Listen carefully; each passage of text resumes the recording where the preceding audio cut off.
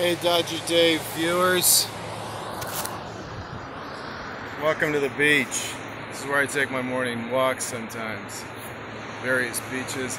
Today we're going to talk about my temple, my LDS temple endowment as a catalyst for suicide decisions. That's not going to be the whole that this is about, however, it's an important part of the story that I haven't really got into the details on all this time in some things that I've gone through in the last several years. When I was coming out of Mormonism, or the mind control exercised by the Church of Jesus Christ of Latter-day Saints upon me, that kept me in a state of cognitive dissonance, so much so that even recognizing blatant contradictions with Mormon truth and authority claims, I was found doubting my doubts. So this is going to be more like a podcast here, and we're going to move over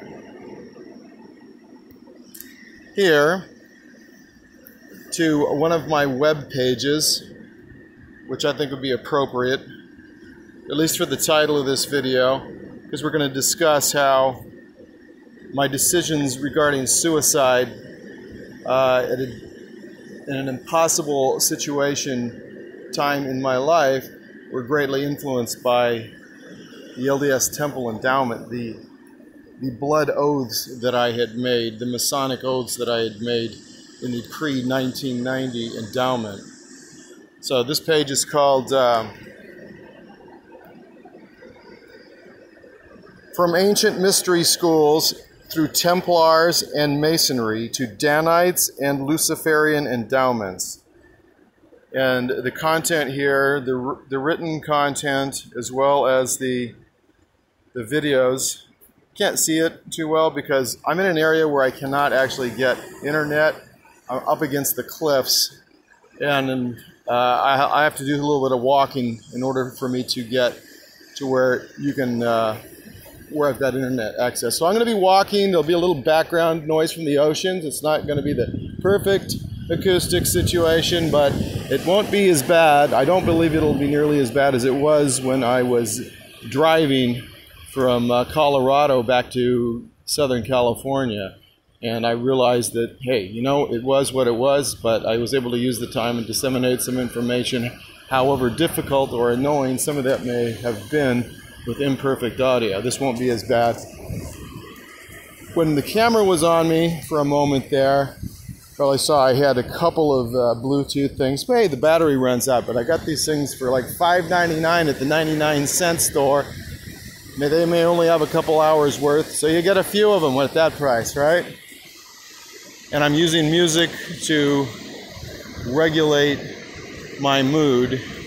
Unfortunately, if I'm on only the download list here, then I only have a limited amount of songs, and some of them are kind of emotionally triggering for what I'm going to be talking about, so maybe that's appropriate. If I shed tears, you won't have to see it. So, those of you that have listened to some of my life story types of A, experiences, and B, videos that have been specifically kind of about my story, such as the ones with all the M's in on it, you know, my journey in Mormonism, magic, mind control, Masonry, or whatever, something like that. I've never been a Freemason. I've studied it. I've lived with Masons. And Mormonism has derived doctrines and ritual from Freemasonry, as we've discussed in other videos. And contrary to the belief of most people, Masonry is declared to be a religion by its highest authority in the United States in the book Morals and Dogma of the Ancient and Accepted Scottish Rite of Freemasonry. That was Albert Pike, Confederate general on death row, who survived because fellow Freemason, possible Jesuit, John Wilkes Booth assassinated Abraham Lincoln. And, of course, fellow Freemason Vice President Johnson pardoned his brother and his leader, the head of Southern jurisdiction, and later the head of all North American Freemasonry, Albert Pike. So yes, he declares it to be a religion in the book that was given to all 19th and above degree Scottish Rite Freemasons. And I don't know what degree they may have given it to those who were in the York Rite. But maybe they, you know, who did, when, who don't. It was written to the Scottish Rite, as the title indicates. So it was given for 100 years to the brethren of the Scottish Rite who attained the 19th degree. Albert Pike was the 33rd degree, but I also read there were these other degrees above that, like the 95th somewhere that he had. I'm not familiar with that. I've read more about aspects of really of York Rite Masonry, like Royal Arch Masonry, which has been something that obviously Joseph Smith appeared to be drawing from in some of the Doctrine and Covenants so-called revelations, where he's using language regarding the priesthood and order of Melchizedek and so forth. That, I mean, some of those things are going to be found in the Old Testament, but the language really tends to be very similar to that found within Royal Arch Masonry regarding Melchizedek, as well as much terminology in the LDS Church seems to be derived from Freemasonry and witchcraft. Although, if you haven't studied any of these things, how would you recognize it? You just think it's Mormon language, but it's derived from witchcraft and Freemasonry in various instances. Because even Christianity came out of the mystery religions. Christians don't want to hear that, and most of them don't do the research necessary to see that. Okay, so where I've kind of left off or skipped through at times is where this story is going to take up. So let me give a little overview of my life. So I joined the church at 15 years old. After a year and a half of like going to the LDS church, following a time when I began studying the New Testament myself, due to a spiritual experience I had, where I was, I gave someone a phone call because of a. All right, I'll tell a story, but I'm going to have to really stay on track here. So I was in like summer of 8th grade, up in a relatively small city. My mom drove down, probably with my brothers, or dropped them off at my dad's near LA, and went to San Diego to visit her parents, who were elderly. Left me alone, and a couple of my friends were going to hang out, spend the night, play Monopoly, whatever. We didn't do like keg parties in 8th grade. We were known for mischief in the neighborhood because there were a couple of bad neighbors who had really been cruel to my family, and I wasn't taking it sitting down. So these guys came over, and one of them started telling a story regarding a demonic presence that had visited various of the kids that he knew in the night, and that they had to say certain words to get relief from this presence. And a presence entered the room when he began to talk about this, and so both of my friends basically chickened out from spending the night. And these, you know, we weren't the little sissy kids either. You know, we were the kids that thought we were the tough guys, right? They were scared shitless and they left.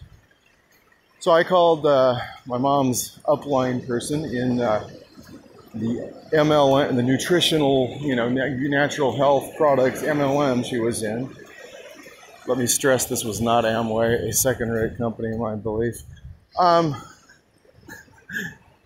Sorry. There was the one true MLM. There was the one true church later, and of course there was the John Birch Society, defending the freedoms of the Constitution established by the Israelite God. These were our trifecta of truisms that we came to grow into. And so at this time, I called up Lucille. She said, I said, there's a demonic entity here, something like that. And my friends, I've left, and it doesn't feel good in this house at all. And she said, start reading out of the New Testament, out of Matthew. And I did, and I sat down in a particular chair that had a number of things that occurred in. And a light seemed to enter the room, and the very frightening presence left. So I began reading the New Testament and scriptures, because I'd given up on the Christianity, the God of the Bible, all that stuff. I was reading as a 4-year-old, didn't like what I read. Obviously, you read a lot of that Old Testament stuff.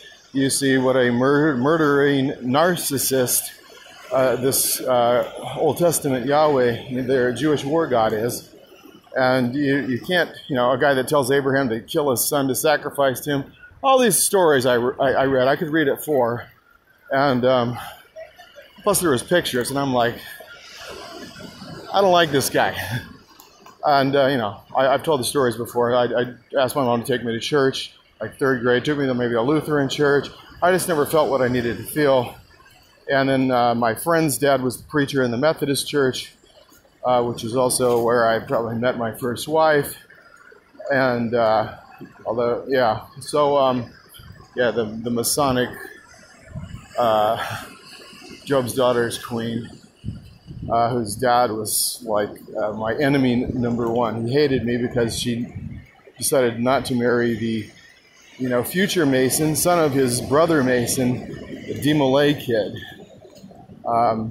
because he had an affair with someone. So at any rate, there I am, and I had gone to their church a few times, to the Reverend's church, who was the father of my friend, and found some interest in the New Testament teachings, but he wanted to baptize me, and I felt, because of what I saw demonstrated at his home, that he didn't have any authority from any righteous God, and that he wasn't impressing me as a holy man by any means, because he told his kids to go settle it outside and fight, which I thought was wrong if they had a dispute. And he took them to the Hair concert, the whole thing down there with the kind of stuff that was going on there. They had people marching around naked, singing obscene things. And I thought, if this guy was a man of God, he would not be doing that. So, if God's supposed to be good, keep in mind, my reading was more geared toward the New Testament, and the Jesus being a good guy thing. Didn't pay too much attention maybe to the fact that he endorsed the Old Testament God, who was clearly diabolical and ruthless.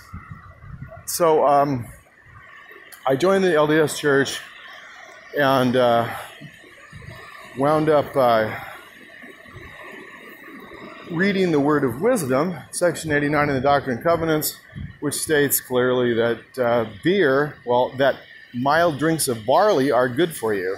It only condemned hard, what it called strong drink, absolutely. And then it said if you're going to drink wine, you should be doing it, for religious purposes, for the sacrament made of the saints, not of your enemies.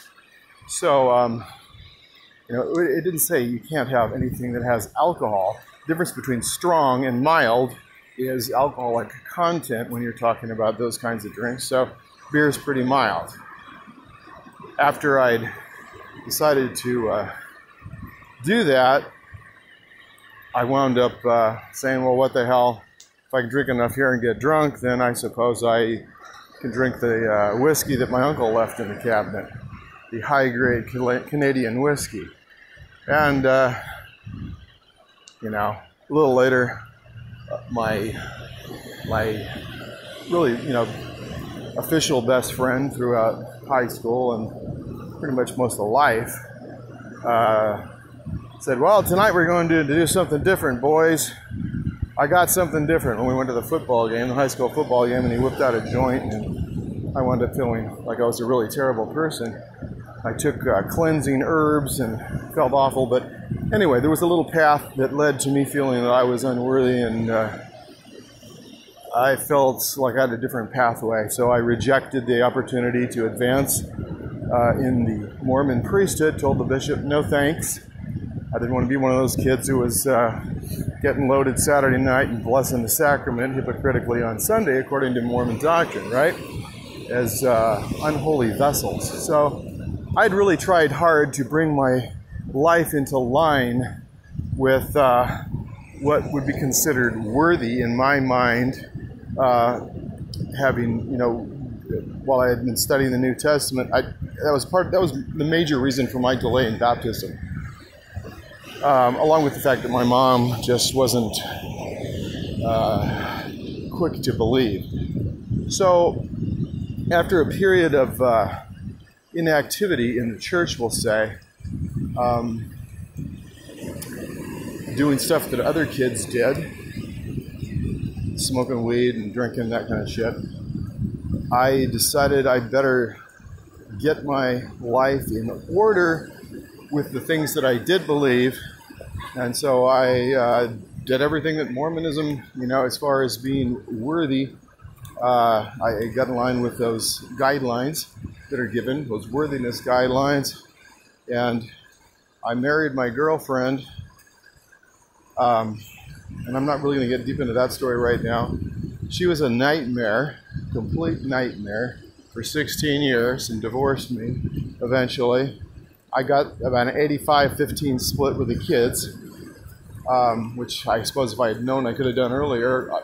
I still probably wouldn't have done because of my Mormon beliefs that I'd be breaking my temple covenants and therefore lose my kids in eternity.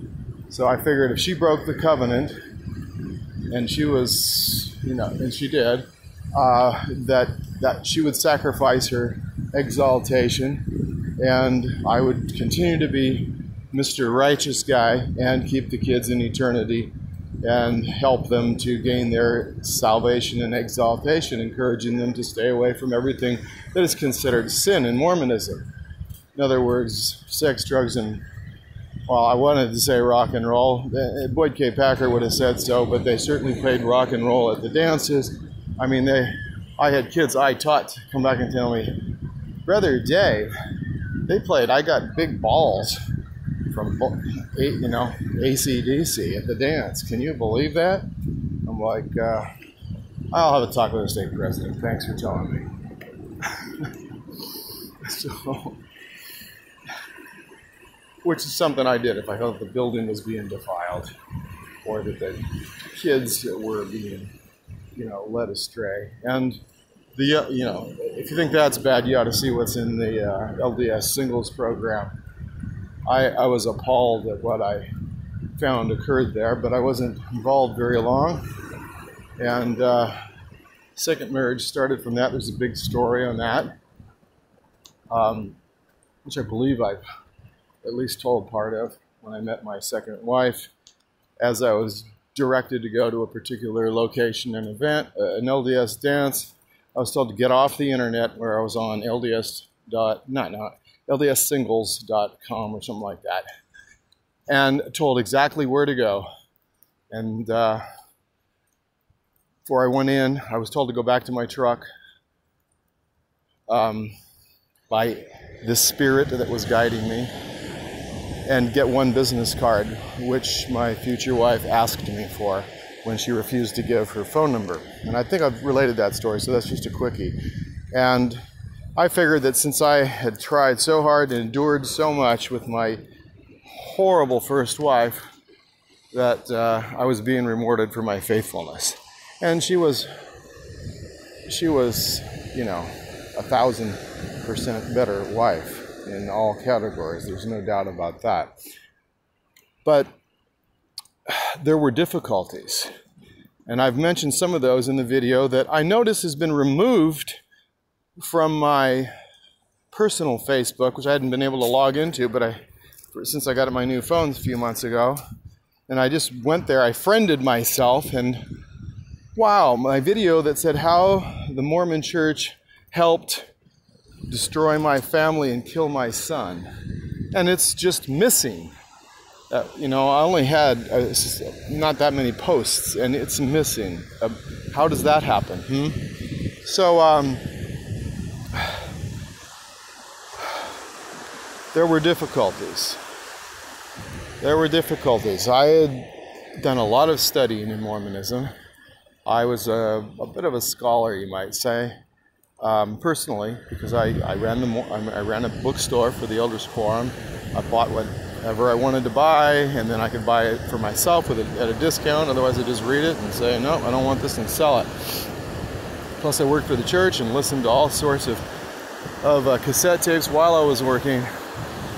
General conferences from year after year after year, BYU devotional talks, other addresses by general authorities of the Quorum of the 12 and the presidents of the church, anything they had in the library. I was absorbing hour after hour as I worked. So whether it's the inspired version of the Bible I got from the reorganized church, to the book of Jasher, to numerous things on Joseph Smith himself, to Bruce McConkie's more famous works, 3 volumes of documentary New Testament commentary, every verse of the New Testament commented on by Elder Bruce McConkie, who also wrote Mormon Doctrine, which I read and now have the old version of, which he kind of got in trouble for after they decided they needed a revelation to give Negroes the priesthood in 1978.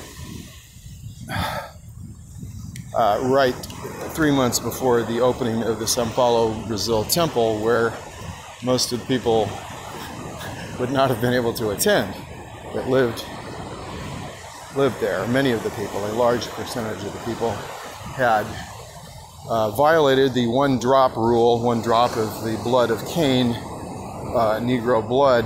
They had to give pictures, photographs for 4 generations back to make sure no one had any Negroid features when they were joining the church. Didn't mean they couldn't join, but they couldn't gain priesthood or temple access. And so that would have been a public relations disaster, building the first South American temple in a place where people who had been paying, tithing and building and all these, doing all these faithful things were not allowed to enter that temple, and they wouldn't have had sufficient staffing to staff that temple, which would be drawing from multiple other countries. The next closest one, I believe, would have been in Guatemala at that time. So, and then Mexico City after that. So, that disaster required a revelation which contradicted what second prophet of the LDS Church, Brigham Young, had stated regarding the fact that the Negroes would not have the priesthood until the millennium, and because Cain could not receive priesthood blessings for his posterity until Abel did, whom he slew, and Abel's posterity, and Abel would only have posterity in the millennium during, under Mormon doctrine. He would have a new chance, I guess, right? So McConkie basically just was in line with what he had studied from a prophet, as they are called, and president of the church, whose word was supposed to be representing, especially when spoken at the pulpit in general conference of the church, which is supposed to be something, holy and a God-inspired thing in the minds of LDS. They don't know that it's just a 501c3 corporate kind of a thing that, general conference is something these other churches have too. Mormons don't generally know that. So they think it's some God-given thing and that these guys are God-inspired and it's scripture if you say it at the pulpit at general conference, especially if you're the president of the church. And so McConkie had every reason to go ahead and go along with what President Young had stated would be the case regarding this cursed seed of Cain, the African Negroes. Although people with dark skin from Fiji were given the priesthood and temple access in 1959. Go figure. Maybe they just were using a bunch of QT or something. I don't know. They weren't the same tribe. Who knows what excuses these people make up? I mean, it gets even crazier when you get away from the priesthood issue and you're looking at DNA issues. And all the people that are supposed to be Lamanites all over in Polynesia and so forth, right? As well as the Americas. And they all came from Israel to America and then branched out with really rad canoes that they could row to frickin' Hawaii in. Seriously. The shit people swallow in this religion is unbelievable. So, yeah, just thinking through physical facts and mathematics, you can notice that a lot of the stuff that you've been taught in Mormonism is completely impossible, which is what we noticed when the DNA testing came through regarding the American Indians being Siberians who came across the Bering Strait after an ice age and the water levels were lower about 9,000 years before Adam was supposedly the first flesh on earth, a white dude in Jackson County, Missouri, according to Mormonism. Which, like I said, when you fact check it, it just doesn't work.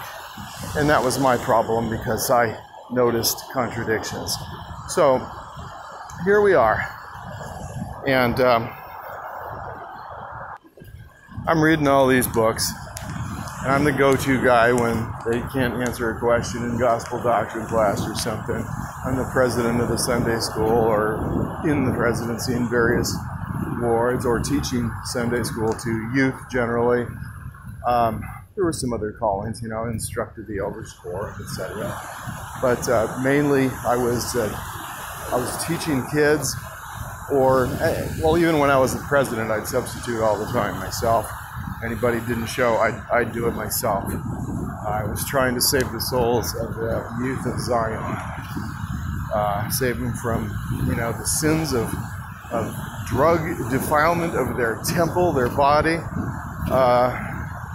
As we'd read in, what is it, 3 Corinthians chapter, no, not 3 Corinthians. No, I'm not Donald Trump. I don't know. 1 Corinthians chapter 3. Verse 16, something like that? 3:16, there's another 3:16, right?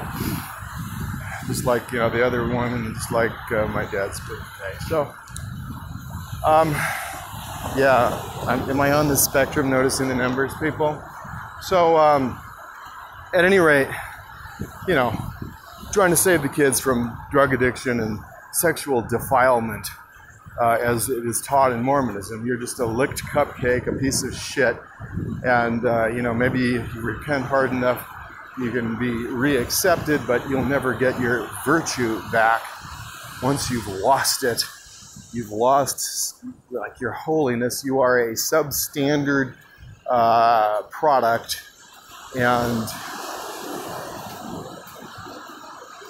that is at the heart of a lot of this suicide that we see in Utah, whether it's heterosexual or gay kids that know that they don't measure up and are unworthy and kill themselves, making suicide the #1 cause of death for ages like 11 through 17 in Utah. That's insane. That's a toxic religion. To go along with the antidepressant use especially by women, the opioid overdose rate, bankruptcies, foreclosures, divorce, and I think leading the nation is Utah County per capita paid porn subscriptions. So those are the fruits of Mormonism when you've got this cult mind control exercised upon people with these unhealthy doctrines that mess with people's self-worth and their behavior to develop and express themselves in a healthy way. They get these boys going on missions, you know, celibate and it screws with people's head. They create a massive amount of frustration and guilt and destruction. It destroyed individuals and families. Financial pressure that comes from giving your 10% of gross or other donations. They're called donations, but I mean, when we had building fund, it's like, you know, whatever you have left, if you're not giving it to the church, you just must be selfish. That's kind of what's implied. That's the way I took it. You know, they tell you the story of the widow's mite. So, you know, I lived under tremendous amounts of financial pressure and marital pressure in my first marriage, especially because she was always threatening divorce, and I was afraid I'd lose the children. The farther back you go, the more dominant the victories for majority of timeshare split in a divorce are. So, you know, if my dad got every other weekend, okay, and a month in the summer. That's almost standard for dads a lot of times. Nowadays, California tends to be a state that my belief is that they try to make it a little more even. So me winning 85-15 was pretty unusual for a dude. Anyway, I was under financial pressure always. So I met this great girl at the dance, and so she invited me to her ward building for it just happened to be a singles thing going on, a nice dinner. I think I've told that story. It's on Friday the 13th, and that was our first date. It was a great date, and we got married 13 Fridays later, when that became legally possible. Oddly enough, it was on the same day of the same week of the same month at the same hour on a different calendar day because of the year as my first wife. And no, it wasn't planned. She just called me and said, "Hey, I got my papers." She's just going through a bankruptcy, which had delayed her finish of her divorce. And I said, "Okay, set an appointment for 6 o'clock. I got baseball practice at 5 for the kids. I'll get my oldest son to run the batting practice." We had a championship series started in the morning, and we got married during batting practice. Got some pictures taken at the estate where the practice was taking place at one of the families. Yeah, that's how that went. Championship games next couple of days, and we had 2 weekend honeymoons later, the following weeks. And our anniversary always fell on a place where it was all-stars, and my son was always an all-star. Oh, except for that year, because when they had the all-star voting, when I would be assured, "Don't worry, we'll take care of your son," you know, he was the best pitcher in the league and one of the best hitters, and so on and so forth, fielders. Didn't happen. There was a lot of jealousy, and yeah, somehow we were on our honeymoon, and the other coaches did not vote in the best pitcher in the league as to the All-Star team. Anyway, yeah, there's some nice trivia. So my new wife was from Brazil. She was Portuguese, but her husband wasn't pure Portuguese. He bore some of the blood of Cain, her previous husband. Therefore, the daughters were of the cursed seed of Cain.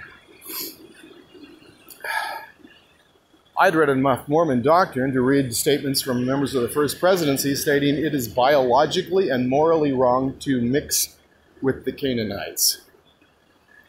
If it's biologically wrong and morally wrong yesterday, it's biologically wrong and morally wrong after Spencer Kimball and his buddies decide to save the São Paulo, Brazil temple, which is ironically where my wife was from disaster by letting Negroes have the priesthood and enter the temple. So I couldn't invite her daughters as my stepdaughters to contaminate the chosen seed, as I had read so much what the brethren had said regarding racial purity as pertaining to mixing with the Canaanites, the people who we were told had been not valiant for the plan of the Lord in the presence of the Lord when presented with Lucifer's plan. And Lucifer is in Mormonism supposed to be the same individual as Satan. He became Satan. In other words, they're using Christian mythology there, contrary to what the Freemasons teach regarding Lucifer, and Joseph Smith was a Freemason. So how does he do that? You know, does he know he's lying, or did he not get that high and not know that? Had his parents, had his dad not told him this, you know, who had been a Freemason for quite some time before Joseph became one in March 15th and 16th. Well, 15th, and March 16th he rose to the sublime degree, which means he must have had a photographic memory.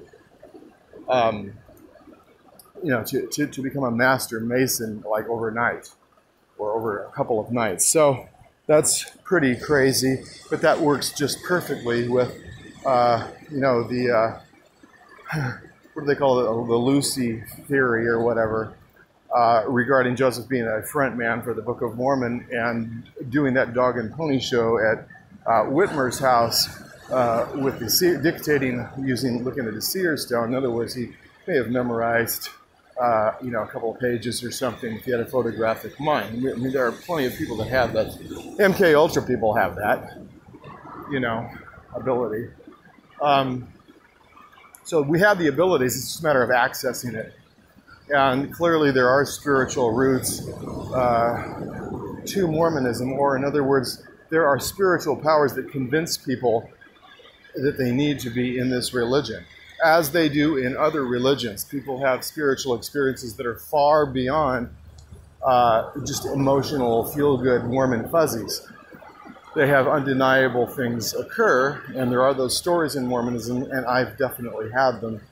And, you know, when physical objects are involved being manipulated from the unseen world, you can't pretend that black magic and the magic world doesn't exist. Though so many people in our society are completely unaware of it. It's kind of like in the Book of Mormon where it says, and to some he saith, I am no devil, for there is none. There are most assuredly many spiritual beings, and they manifest to many people, including quite a number of people that I know personally, to be honest and, you know, not delusional regarding their experiences. Though I've never seen a non-physical entity, I've certainly encountered undeniable experiences where objects were moved. I was moved out of the way of a car that would have run me over. I was moved out of the way when I was on a motorcycle in an impossible situation. You know, many of us have experienced things. My daughter, one of my daughters has levitated in front of her boyfriend, I believe. He's aware of it. She's done all kinds of magic stuff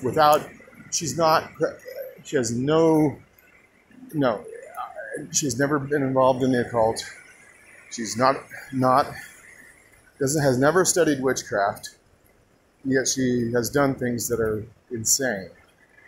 You know, just draws upon powers and poof. And, you know, she brought life back to a plant that was rotting that they had on their table.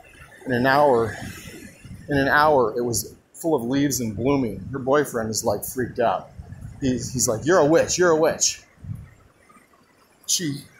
The guys at the Mercedes dealership couldn't fix his sunroof. You know, it wouldn't open. And she goes, "I'll fix it." Maybe they were closing. It was there for like an hour. They left, you know, with his Mercedes, his sunroof wasn't working. She goes, "I'll fix it." He's like, "Yeah." And she just gathered the power and transferred it, did whatever she did, and the thing has worked ever since. They went to the horse races in Del Mar. He thought he studied things out. She doesn't study anything. She goes, here's who's going to win. She picks it. After that, his buddies start, maybe his boss, you know, from the real estate company, says, I'm going to go with what your girlfriend says. Who's going to win? She picked 6 winners in a row. Too bad she wasn't betting, right? Or she did, it wasn't much. I don't know. I mean, that could make somebody rich, but all of my daughters have psychic abilities that are extraordinary. I know that the magic world is real. I've experienced stuff that's terrifying. I've experienced stuff that other people also experienced when I was given what to say as a missionary, and what lit up the room and what presence came. The people were all baptized. They were like, oh my God, what is this? What is happening here? What is this presence?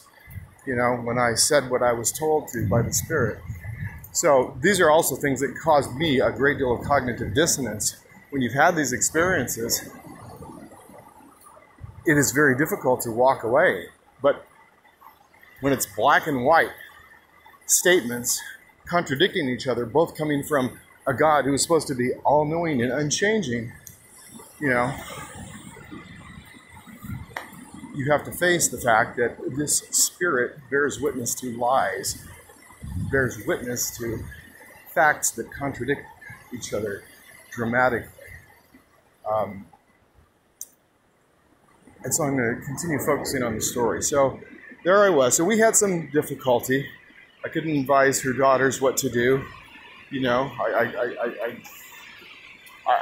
couldn't advise them you should marry, you know, someone who is not racially mixed, because that's what I understood to be the case. That is what Mormonism was based on, is that in the premortal existence, you made choices. And if you were valiant, the most valiant people would be born in the house of Israel, and in these days through the tribe of Ephraim, into the church or in a position where they could join the LDS church.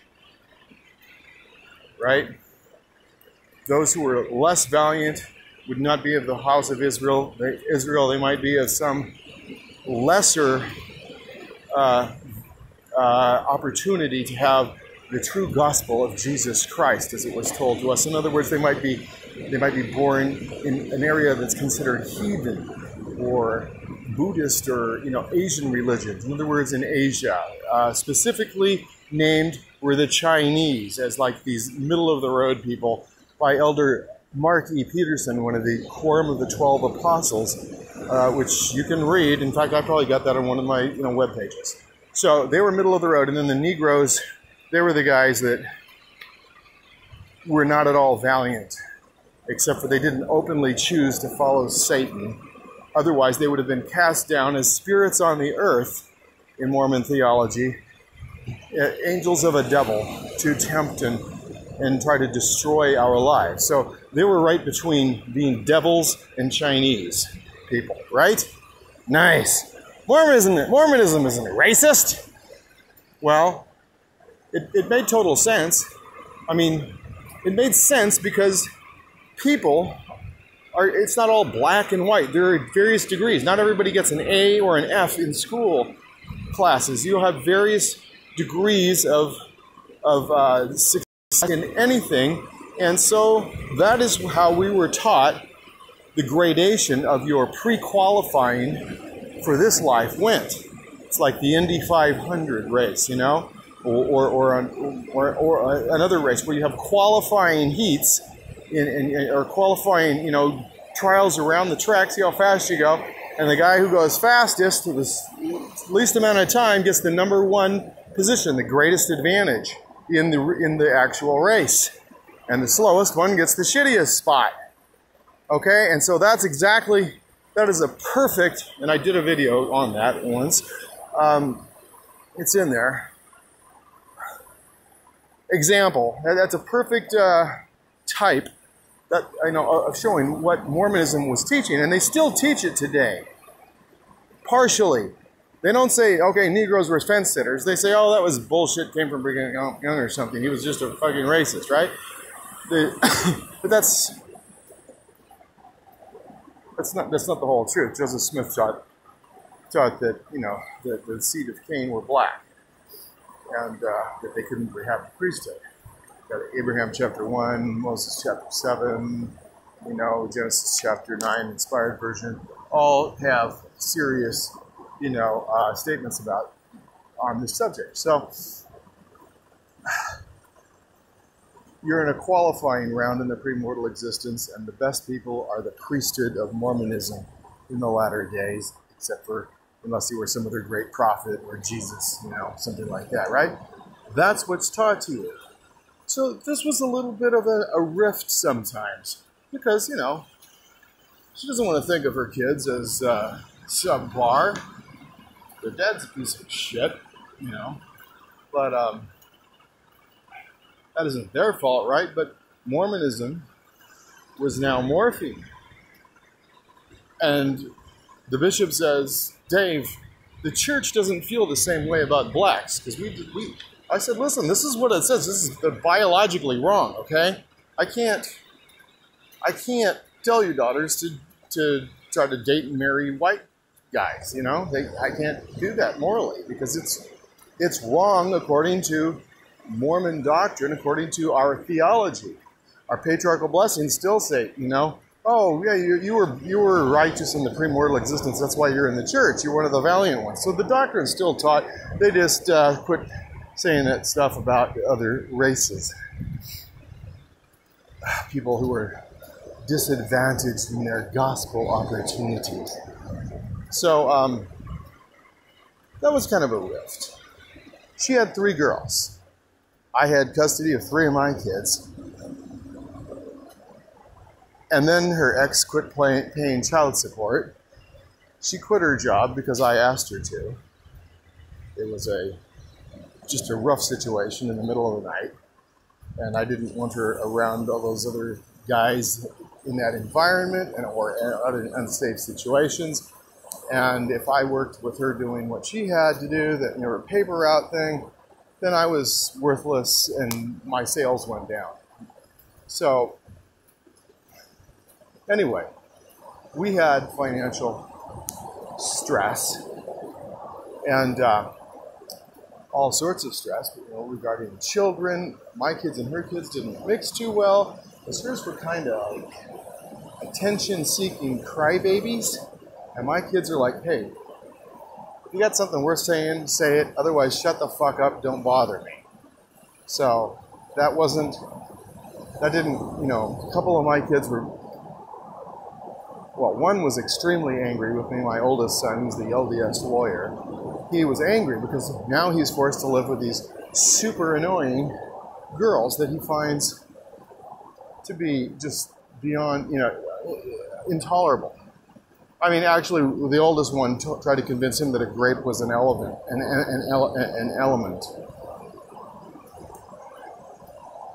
I decided to get rid of her one time when we were at Trader Joe's and asked her to go find me some fat-free butter, and she diligently searched.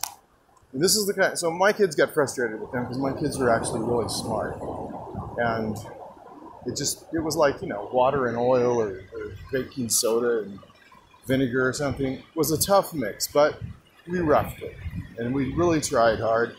And I got back in the mortgage business because I could make more money there, and I saw the mortgage crisis coming. My wife, as I said, was Brazilian, and she was, she was Portuguese, but she was born in Brazil. Both of her parents came from Portugal, one of them, at least one of them from a royal line, I understand. So, where's the money? Anyway, she had difficulties because her ex-husband, who had cheated on her repeatedly, knocked up some other lady and, you know, wouldn't leave her and all this kind of shit. Wasn't going to sign off for her to take the kids to Brazil when the government told her to, you know, decided your stay is over, get the hell out. But she couldn't have kept her kids. She had to leave her kids to be legal. So she ended up being illegal in the United States. when I saw the writing on the wall several years ahead of time in the mortgage industry, knowing that there would be a financial crisis of some sort, that there would be massive foreclosure, and that it would be hard for me to do enough deals to support all these children in a nice area in other words, in California, if you don't live with your own demographic, there's a lot of violence. It's not the kind of happy blending you get some places. There is a lot of racial hatred and violence. Friends of mine were murdered. One of my friends was brutally murdered by guys that weren't even in a gang. I grew up with violence around me. Violence from the blacks in East LA County, and violence, blacks and Mexican gang, drug, trafficking in Central Coast. Very dangerous circumstances at times. My brothers, their windows got shot out, when they're shooting at the next door neighbors. Drive-by shotgun shooting and stuff. That in fact, one of those brothers was beaten to death in an alley with chains in a gang fight.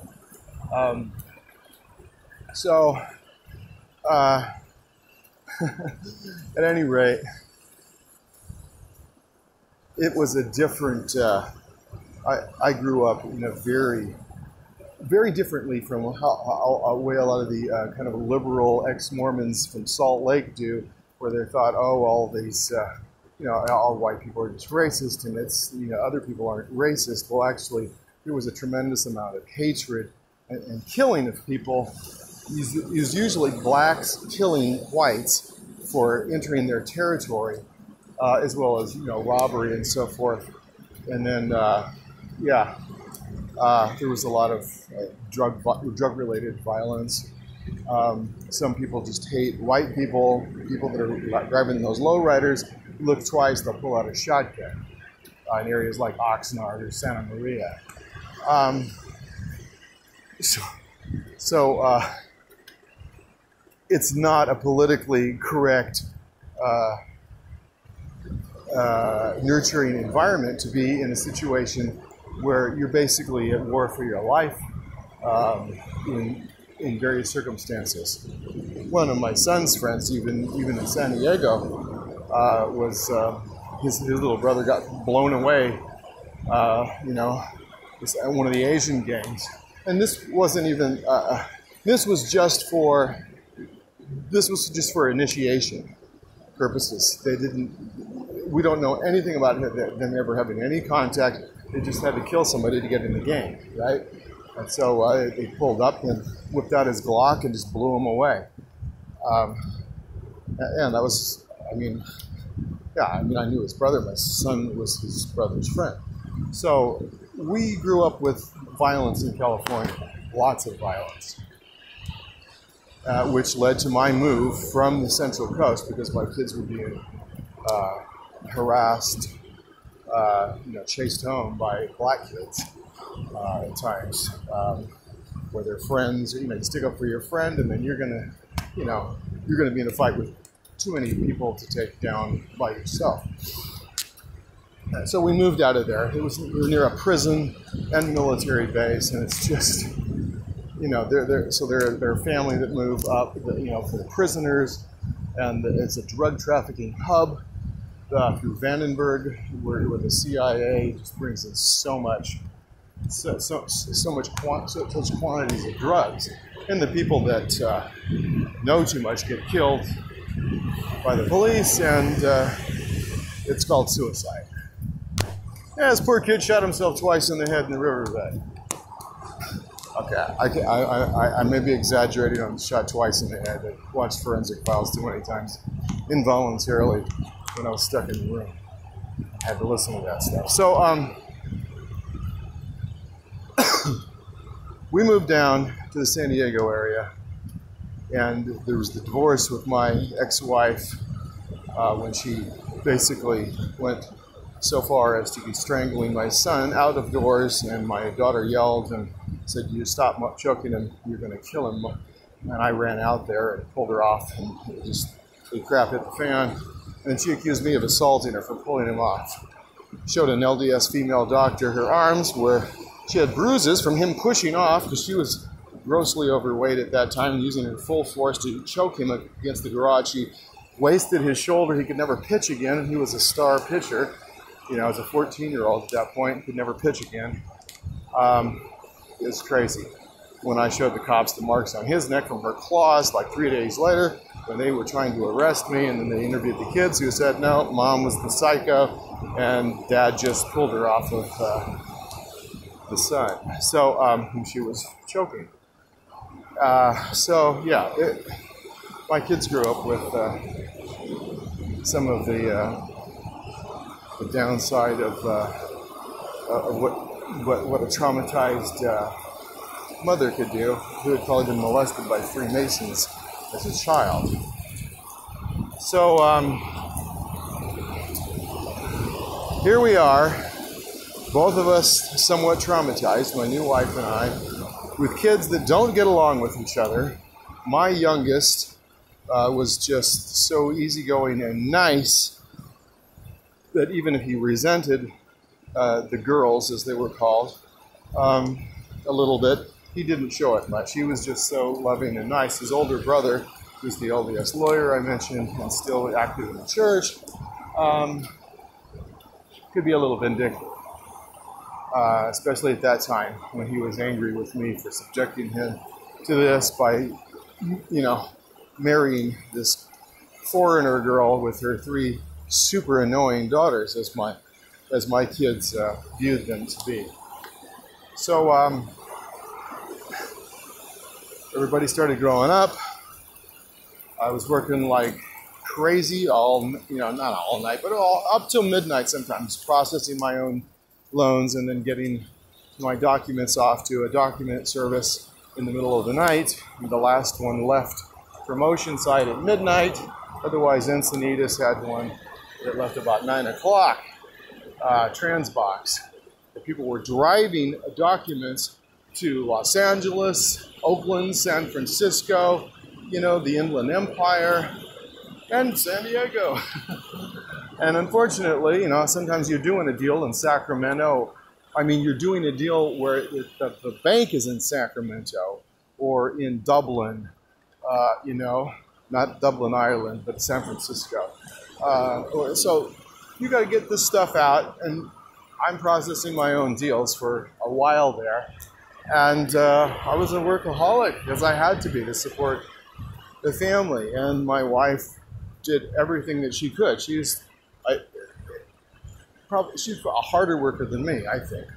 She's compulsive to the point of scrubbing a glass of water with an SOS pad, probably. That might be a slight exaggeration, but honestly, you couldn't put a drink of water down for more than like a few seconds, and it was gone being scrubbed.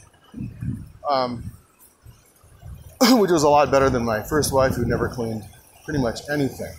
She was just, the declaration that my son wrote about her and her laziness and just sitting on the couch, feeding her face, and how filthy it was, which is what started the fight between them when she hadn't done any dishes, and I usually wound up doing a lot of them, but they had piled up pretty high, and then he did all the dishes after church, and they were like 2 feet high, at least. My son did them, and then she brought in and threw her stuff down and just walked away, and he goes, "Hey, why don't you do your dish? I'm not, this is ridiculous." And she's like, "No," and he walked out of the door and acted like he might scratch her car, and she came out there and assaulted him, viciously attacked him, and destroyed his pitching career in one fell swoop. And that's when the divorce began with wife number 1. So once again, here we are, and the financial crisis is on the horizon. I recognized it, by 2003, I was investigating other places to live outside the United States. And so because I knew that it was going to be major because of the types of notes that were being sold through the banks. In other words, something like, you know, a 7-point margin over LIBOR, you know, which would explode a 6% loan on a subprime loan to 9%. And then, of course, what we saw was that the Fed did what I expected them to do, raise rates continuously at that point, pretending that inflation was the biggest problem in the nation or concern, and then make sure that these people's loans went to 11% and wiped them all out, causing the subprime mortgage crisis, which was exacerbated by other high-risk lending, crazy underwriting by, you know, Countrywide Financial, et cetera, and some others on stated income stuff, where you'd have a guy who was like, you know, a one-man lawn mowing machine who needed to be making $100,000, you know, for a $500,000 loan, and they're like, sure, stated income, you make $100,000 when you don't even have one employee and you're pushing a lawnmower. We believe that shit. Yeah, because I mow lawns, you know, at $50 an hour all day long net, right?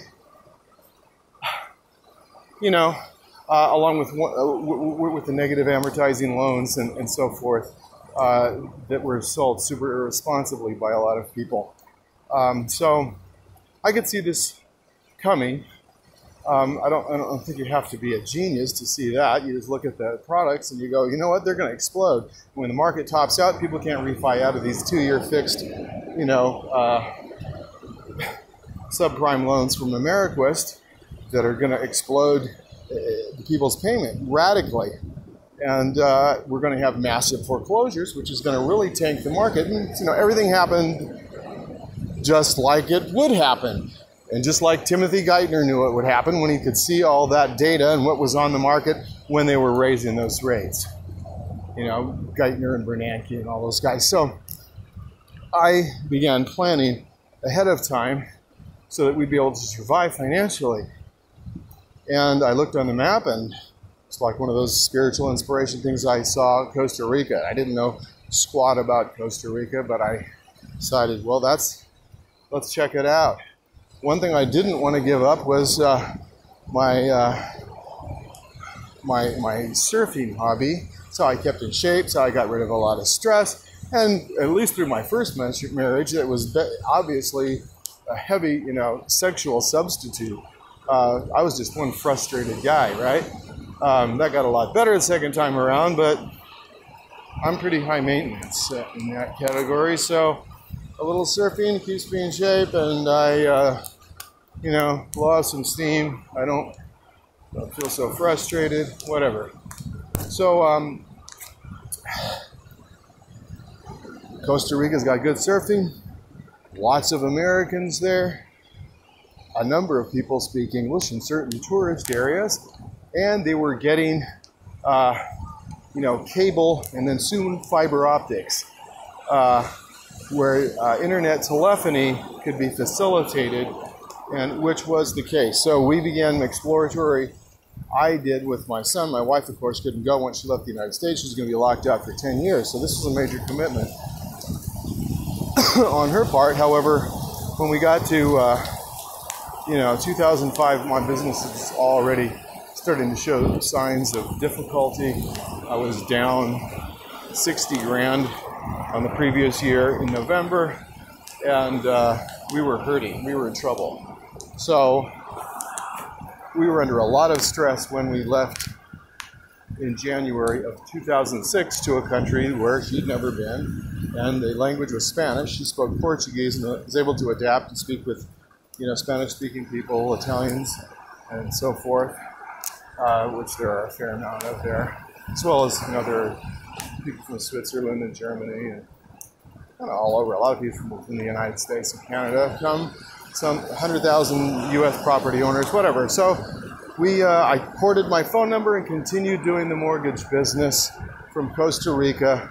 We were able to take our son. Because it became a mine, yours, and ours, who was born up here in San Diego and at home. And we went to Costa Rica and started a new life and rented a nice 4-bedroom home for $400 a month, as opposed to the $2,000 a month I was having to pay up here to stay in a neighborhood where my kids wouldn't be in danger, basically. So it was, which wasn't a luxury home. It was just in an area that was not a gang problem area, where the demographics dictate your safety in so many areas, like, you know, whatever, San Marcos, Vista, Escondido, Oceanside, and yeah, whatever. So that was of major importance, having my children to be safe. So we lived in an area that costed maybe a few $100s more a month than some, but we were the poor people in a very rich state, where my friend who was a financial clerk said, Dave, some of these people pay more tithing every month than a lot of people make in a year. So I do the math on that. You're talking 5-6 million, you know, a year incomes. Those are real nice. And you know, there's people that make a lot more than that. There were people with real money and power here, but at least that's a long way from what my lifestyle was. We're living in this crappy $750,000 home, where people that have $5 million homes, you know, are talking shit about people in $2 million homes. One of the things I loved about Costa Rica, nobody gives a shit about how much money you make, or at least nobody I knew in or out of the church. We had friends whose homes had dirt floors, you know, ours was pretty nice, we had tile, but $400 a month, 5 miles from the beach ain't bad, people, especially when the surf is better and the water is warmer and there's less crowd. You don't have like 300 of your best friends out competing with you for a wave every time there's a swell. Okay, so there we were. So who did we take? We took our child, who was 3 years and 3/4, and we took her youngest child, who was 13, and my youngest, who was 17. And my youngest, who was 17, turned 18 a month after we were there and wanted the return flight, which I had bought round trip in April, and he moved back to the United States because he had aspirations of what he wanted to do, and he got a condo and had a job, and I mean, it took him about a month, but he did this and lived on his own. It's like he wanted to do. And her daughter wanted a lot of attention from boys and didn't want to homeschool, and went to visit her dad in the summer and never came back, and said things that weren't true about her mom and I. Well, basically just said that we were mean or something. Actually, she kind of turned on me, and she was fighting with her mom, but then she turned it on me because her dad hates me, and it just worked out better for her that way. She wasn't a very honest person. She wanted to do what she wanted to do, so she moved in with her dad. So it was us and our little boy. And you know what? Life was very peaceful without the daughters that caused me so much difficulty. Part of that difficulty came from one of the girls that I actually didn't get along with very well then, but got along with later. And that was mainly just because of the fact that she wanted to fool around with boys, and she wanted to dress in ways that the Mormon church said are wrong because they encourage premarital sex. She was considered immodest. She wasn't grossly immodest generally, but violating the standards in any way, shape, or form is a failure for a priesthood dad or a stepdad. We were instructed by our stake president, a descendant of one of the apostles, that we must never let our daughters out of the house not dressed to the church's standards. And so there were times when we were going to seminary when I would notice that, oh, she had some little shawl over or something just to, like, you know, fake me out, and she was wearing a sleeveless, heaven forbid, porn shoulders. we had to all go back. Everybody was late and everything was screwed up because of that. So, you know, she had some vendettas against me. And the girls, anytime they could jump in, if there was a disagreement between their mom and I, would jump in, and it was like, then I was like a 4-on-1. And I'm like, you know, this just really doesn't work, okay? Anyway, that was gone. Life got so much better in Costa Rica. We just didn't have we had a team instead of, you know, me trying to herd cats into obeying the law of chastity and avoiding doing things that the church modesty, dress and grooming and dating standards forbade, and dragged people down to the licked cupcake status on the road to hell. Doctrine and Covenants section 76 says, you know, if you're committing fornication or adultery, you are going to hell. But only temporarily, until the end of the millennium, and then you'll go to the celestial kingdom. Contrary to the Book of Mormon, stating that if you're not saved by Jesus correctly in this life, you're screwed for all eternity. Even though the Book of Mormon is supposed to contain the fullness of the everlasting gospel, but doesn't contain shit about 3 degrees of glory, 3 kingdoms of glory, eternal marriage, polygamy, other than condemning it, and yeah, whatever, right? So, or getting out of hell into a better kingdom later. You don't take Jesus by the hand, you're done. You're owned by the devil for all eternity. That's what the Book of Mormon teaches. It teaches 19th century Christianity and doesn't contain the fullness of the Mormon gospel that supposedly Jesus said it did.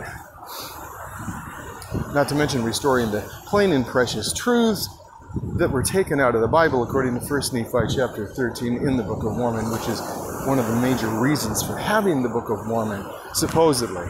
Because the Catholics, or the Great and Abominable Church of the Devil, which was identified as the Catholic Church by Brigham Young and Bruce McConkie and others, took out plain and precious truths which were important, and they don't find any in the Book of Mormon. You just find some emphasis on, you know, gathering of the house of Israel through the prophecies of Isaiah, and that's about it. You don't find what Mormonism is about with the eternal progression doctrines that came later, like after the King Follett Discourse by Joseph Smith, when the entire personality and character and of God was changed from being a spirit, while Jesus was a resurrected being, and the Holy Spirit was the Microsoft cloud, the combined mind and will of God in Christ, which is the second theology, because the first theology in the Book of Mormon was that they are one and the same individual. It was somewhere between modalism and Trinitarianism.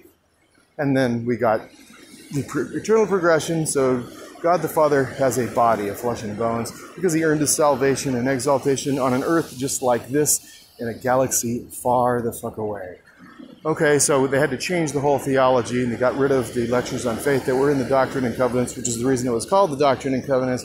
I always have to load up some shit in here just so you know how false the Mormon truth and authority claims are of an all-knowing, unchanging God, which, of course, the Book of Mormon states would cease to be God if he became a changeable God, guiding righteous brethren in the LDS Church with cohesive doctrines, never contradicting himself. And that's the exact opposite of what our rewritten, covered-up history and changing doctrines are in the Mormon Church, or in other words, the Brighamite branch of Mormonism, the Church of Jesus Christ of Latter-day Saints. Me calling it Mormonism was considered wonderful by President Kimball, a prophet of God, supposedly, and Gordon Hinckley and so forth. But now, it now is and must always have been a victory for Satan, according to Russell Nelson, because truth is eternal, according to section 93, verse 24 in the Doctrine and Covenants. But truth just keeps changing. And what old prophets say gets contradicted, and we just say, oh, they were speaking as men, even though they were at the pulpit in general conference. Yeah. It's pretty culty, huh? everything good comes from Jesus, everything bad comes from the devil, and everything wrong comes from guys when they were in an uninspired moment, and we can just excuse it, although we're told we must hang on their every word. We must give heed unto all their words. And that whether by mine own voice, says Jesus, or the voice of my servants, meaning his prophets, it's the same. So nothing but contradiction after contradiction within Mormonism. So there we were in Costa Rica. There we were. My income had gone down. It was dangerous. My leads were costing me $40 a pop. You know, you blow 10 leads without a deal, that's $400. $800, $1,200, you know. 30 leads. I was nervous. In a place we've never been, I started getting cheaper leads. You know, business soon became very troubled because the financial crisis did hit, as I knew it would. When the values started topping out, then they started talking about it in the newspapers, and boom, people started panic selling. And values drop. People stuck in the 2-year adjustables can't get out. People stuck in the negams can't get out. And values are plummeting. Foreclosures are going more and more. Fed starts raising the rate to make damn sure they maximize the foreclosures. Other credit markets start to fall. And we have got what was called the crisis, or the crisis, on the Spanish-speaking channels down there, the crisis del mundo financial, you know, the world financial crisis. So there we were. And I had to scrape to get deals done. Banks closing, 50 mortgage-related companies closing a day was estimated on mortgageimplode. Whatever the hell, right? My processor had one of her deals, not one of mine, but one of hers, she was a loan officer as well, fall through with the people in front of the house with the moving van to move in, and the bank failed that she put that loan through. So these were hard times, very difficult, lots of conditions on loans, banks failing, you had to get multiple approvals. It was just crazy and super stressful. And in the middle of 2009, it ended, and the company I was with folded,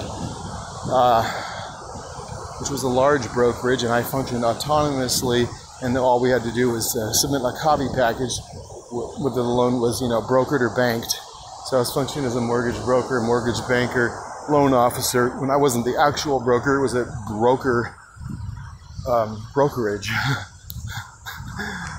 A large brokerage with lots of financial institutions involved that we could put a loan through, in a couple of banks, which one of them happened to be a bank that got pretty liberal with its underwriting, called Countrywide Financial, and B of A by them. Yeah, so there are a lot of bad loans, and when you are a bank and your loans go bad, you get in financial trouble, and that's what happened to the company I was with. They went down, and the crisis was full on, and I didn't have anything I could do to make money immediately, but we just scraped, and I even waited tables.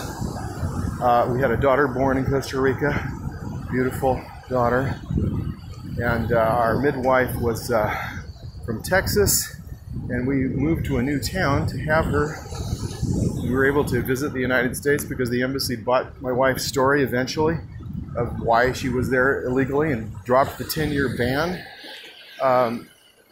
And we visited and left we gave back the house we were in, stored some stuff, and went back to a new place, rented a room, and had our baby there, which also facilitated us becoming permanent residents in Costa Rica. But times were very hard. The financial markets caused the failure of the business I was in. I eventually got into the tourist business. We got so low on money that, just riding the bus to church, which was, church was like a 7 to 8 hour day because of the bus rides we had to take a long distance and a wait between buses. And these are buses with plastic seats, what you might call the chicken bus. They didn't usually have livestock on these. That's really one step lower that you might find in Guatemala or something.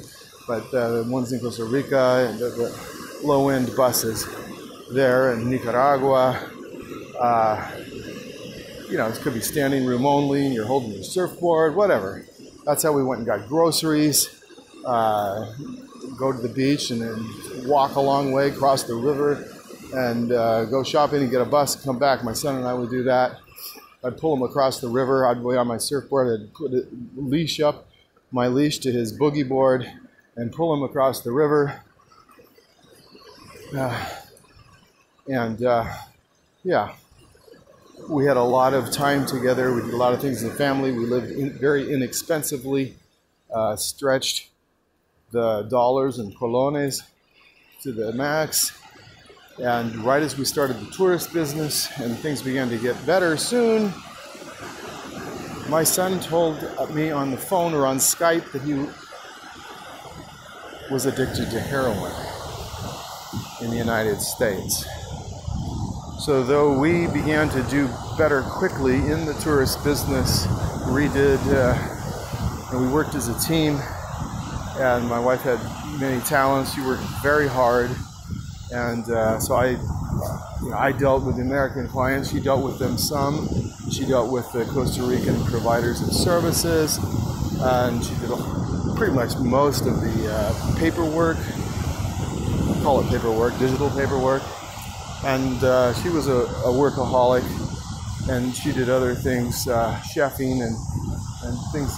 We suddenly were doing decently, but when the slow season came, we decided to go to America to try to save my son from heroin. We didn't want her to have the requirements of leaving on a plane at a certain time, or try to get that approved for the maximum amount of time. We didn't want that kind of commitment. We didn't know how long it would take. And the sooner we were back, the more likely we would have our business relationship with the company that provided us our leads. So, upon which we were basically dependent. So, we went by land. We took buses all the way to Oaxaca, Mexico. And then we flew to Tijuana and crossed the border by foot and proceeded to stay at my mom's house to try to save my son from heroin. And he got off heroin. It took a while. We did all sorts of things, but bottom line is we did it at home. We went and visited some of these places, and the guys would tell us, "Oh yeah, this is a great place. I've been here 4 times." And I'm like, "Well, that really worked well for you." I don't feel good about the 12-step programs. They're self-serving, cults, basically. Their dogma is either channeled. Not that I'm saying channeling is always wrong. As you can see from my, Halloween poem, the 2017 Halloween. So,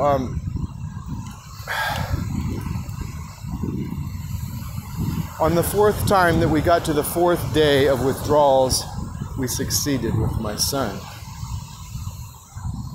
He got off of heroin. By the time these things took place, our business relationships were compromised. They gave away the best half of our business to someone else, and then they had said in late November, if you're not back by sometime in November, you're done. And I could not do that because it took that long with my son. So we were stuck in the United States. And then, of course, when the year came to an end, of course, my wife had to leave. She didn't want to be a 10-year ban again and illegal again. The INS wouldn't forgive that, the State Department, whatever. So we left and went to Mexico. And things were all right for a while. And then I started having these terror attacks that were just beyond anything I'd ever experienced. I experienced a lot of stress, and the stress I'd experienced in my life can't be overstated, financially and otherwise. What I've gone through, the fear of loss of my kids and so forth. And, your wife is illegal. That puts a lot of stress on you. And the finances, everything was just crazy. So I saw all these people, you know, as I went across the border each week to go to work. I'd work a few days in the United States, then go home to my family for a few days in Mexico. And these people that you have to go past as you wait in line for maybe an hour or 2 or 3 sometimes at the San Isidro or Otay Mesa crossings. I mean, these people are, you know, there are people that have, you know, like they're missing legs, all kinds of things, begging for money, and I can't look at that kind of stuff. And you know, you want to help people, and you give somebody something, and you don't have enough for everyone. You're going up there, you're barely surviving. That added to my stuff. Anyway, these terror attacks started occurring to me, which I had my nervous system breaking down, and it seems like I may have been a targeted individual, if you know what that is, which can include both electronics and witchcraft and all other sorts of mischief. And I'm not really going to get into who a Dodger girl thinks initiated that. Well, maybe I will, but it would have been someone I think is probably a very high witch. Very high, was probably with the World Bank and maybe the BIS in Switzerland, worked out of Brussels. He was on all kinds of NGOs. Anyway, I had a conversation with him in Costa Rica on a beach, kind of a lonely beach one day, and we started talking about the industry and so forth, the money industry, and he asked me some questions, and I told him I realized it was a planned financial crisis and a banking consolidation by the major ones that are big players, investors, no doubt, also in the Federal Reserve system, bank system there. So, of course, I don't know, you know, who all those investors are at this point, but you know, your major players were greatly benefited by that, and others. It was a consolidation that took place, and this guy was like, you know, if your bank, if your Fed in the United States is like taking the people for a ride, I probably would be getting some of the money. So he's like, nice conspiracy theory. How do we transfer the money to us? You know. So at any rate, I probably said too much to this guy. And I've talked to other individuals. I talked to a guy 2 nights ago, super knowledgeable, and there's like nothing we talked about that he didn't have great detail on. And you know, he talked about his targeting and so forth. But he wasn't Mormon, but was involved with a friend whose dad was Mormon, who was deeply into the occult, which is unusual for, you know, your average member. Although it runs in the generational satanic families at the core of the church and in these pedophile networks and so forth. And not all of them are really super active even in the church, but some are. And it form the core of the church, which thing is, you know, not even believable to most people who don't know about the Luciferian network. So, at any rate, I started having these terrible terror attacks, and so I started using natural means because we were very, you know, health-minded people. Kava kava, valerian, even was an oil of lavender or something, you know, which you're supposed to like maybe just smell or just put on your skin or something. And I was drinking this stuff.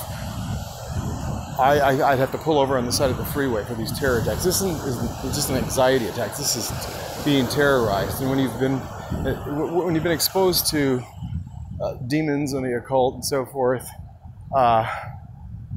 you know, it's not make believe. You know what the difference is, and they try to explain things away in psychological terminology.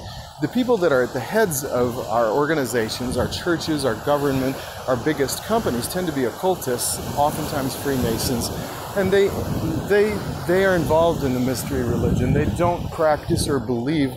They don't believe what they believe when they're teaching you as a Mormon. You know, these guys at the top of the church. They have knowledge of black magic. They use black magic. They use human sacrifice. They're sick individuals, adrenochrome junkies. And I'm not saying all of the leaders at every level are by any means. There's many very good people in middle management in LDS Church who just are completely mind-washed. But the people at the top of our society are in a network, a Luciferian network that depends in their religion upon things that are abhorrent to decent people to gain energy and power. The stealing of innocence of a child. The pedophilia network is motivated. It is fueled by a need, a spiritual need from the dark side. In other words, stealing the innocence of a child is part of the occult doctrine of gaining power for the people that practice this shit. Okay, the value of adrenochrome, drinking blood of someone you have terrorized before their death, has tremendous benefits to their health. So these people at the top are occultists who pretend, oh, you're just fucking crazy if you think you communicated with a non-physical entity. And that's the kind of thing that they teach, to psychologists and so forth, and they try to explain everything away. And most of your ex-Mormons that are in that camp, they're all Democrats and think that, believe that in Darwin's theory of evolution, and there's nothing spiritual going on. And then they just try to rationalize whatever their spiritual experiences may have been. And I think that the ones that go into that tend to be the people that had not had the most, spiritually identifiable experiences, whereas people like Jedi Mormon, who was my antagonist on this channel so long and seemed to have disappeared about a year ago, would state, but the Spirit bears a witness to you. And he's right, it does. It does, and those are the people that stay within Mormonism mostly, as more and more is revealed about how corrupt the church is. So it makes it very difficult for people to come out when they've had these experiences. You just try to, you run into this cognitive dissonance with yourself. You're in this mental battle. And while we were in Costa Rica, I began to discover, more and more things that were not okay. Now, it's not that I didn't know anything before we went there, but I saw more and more regarding Masonry and, the Luciferian nature of these things. And I could never reconcile that Joseph Smith would need to go join a Luciferian religion in order to bring important aspects of the LDS endowment, the signs and tokens supposedly needed to show to the angels that stand as sentinels, angels and gods that stand as sentinels, and gain your eternal exaltation, according to Brigham Young, right? So why would you have to join the Luciferian religion to gain the signs and tokens of the priesthood, and then bring in their demonic death oaths, which I basically was referring to in the title of the video as we begin to reach towards that. So I was struggling a great deal because I realized that Joseph Smith had to join an organization that is bonded with the Illuminati, and that the Book of Mormon warns about specifically in Ether chapter 8, saying that this secret combination would be among us and would seek to destroy the freedom of all lands and nations and people and bring about our spiritual and physical destruction. And then I saw after Ezra Taft Benson, none of the prophets were talking about it. And we had these liberals like, Gordon B. Hinckley, and now we've got Russell Nelson in there, and he's bowing down to the Pope, who is the Antichrist. Basically, he's the beast or something, according to what I was given as a missionary, assigned by a member of the First Presidency, Alvin R. Dyer, from a previous presidency. He wasn't, but what it was distributed still to the missionaries, showing us that the Pope's crown was carried in 3 languages: Hebrew, Latin, and Greek. The words that are translated as the vicar of God, the spokesperson for God, but there are numerical values attached to these, just like in Roman numerals there are in Hebrew and Greek.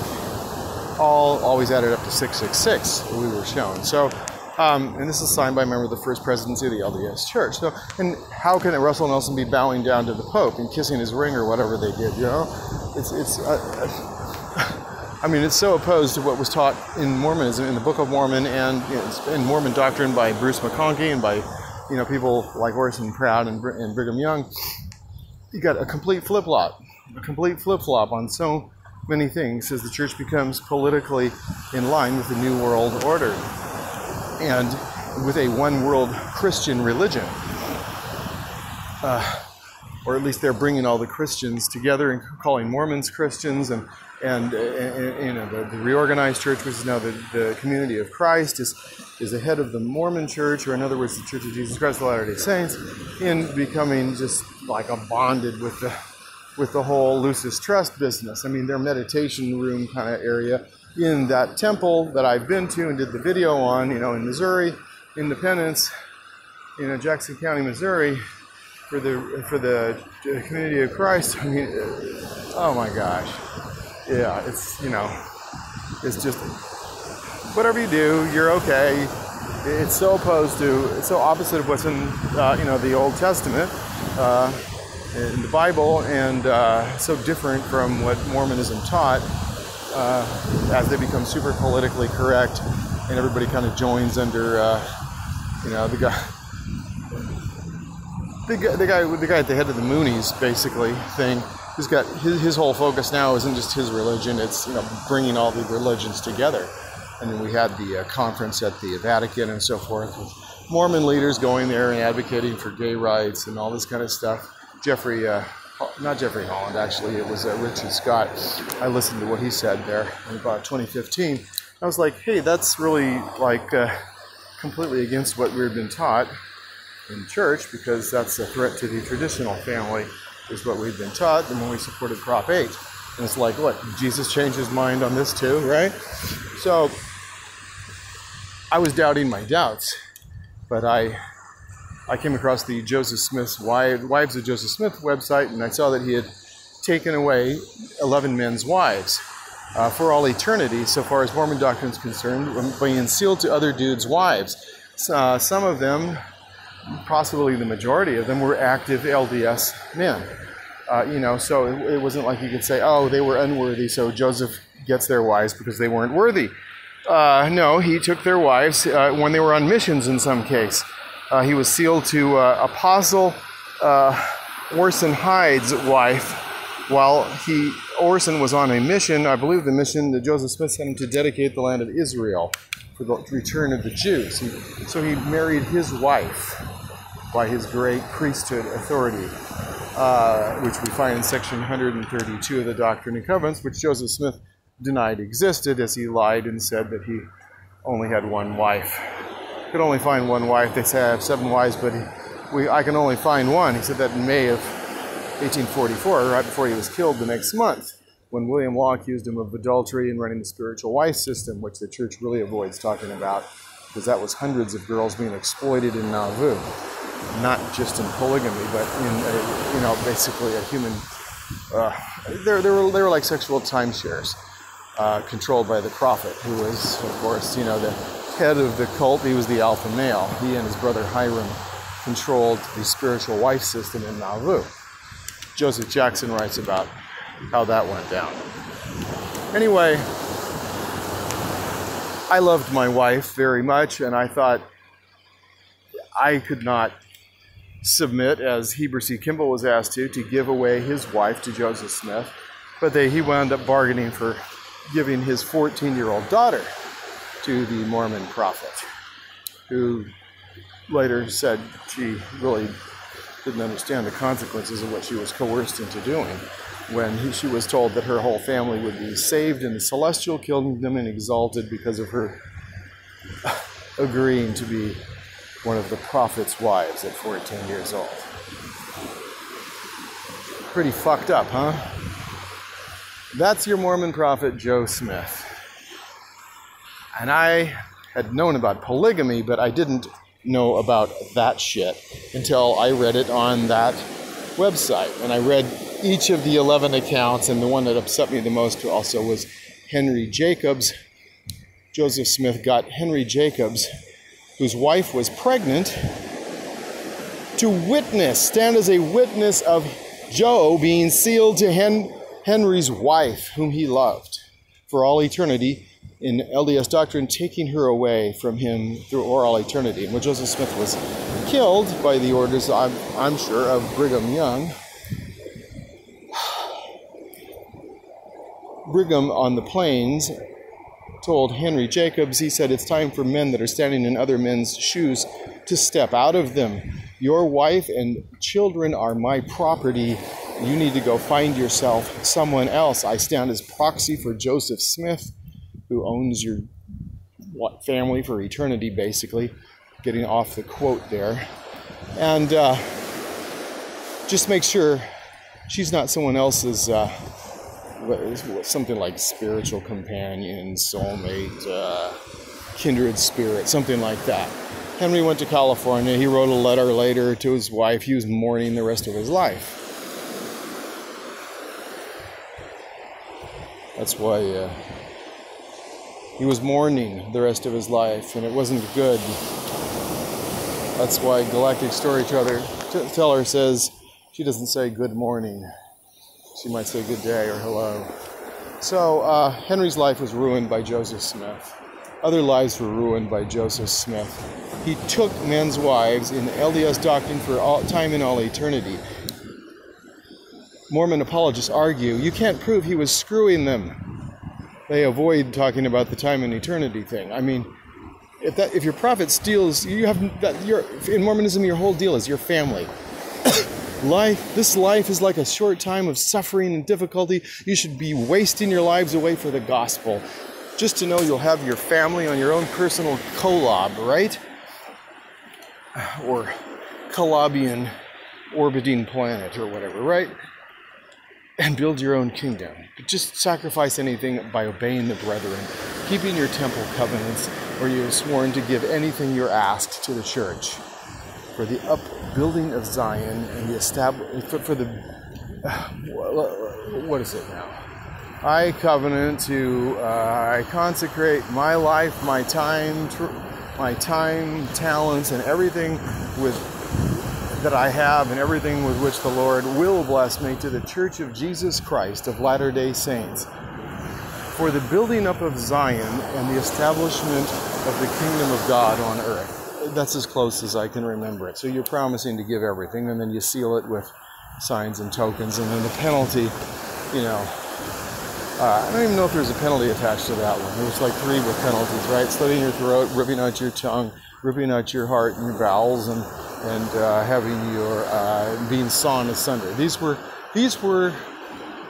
the demonic, Luciferian, Masonic death oaths associated with sharing what the secret handshake and secret sign was associated with each covenant. Taken from the Blue Degrees of Freemasonry, which the head of whatever branch was controlling the Blue Lodge out of London decided to get rid of in 1986, and then Gordon B. Hinckley followed suit in 1990, 4 years later, trying to avoid looking like he was following his masters in Britain in getting rid of the Masonic death oaths from the holy endowment in Mormonism. So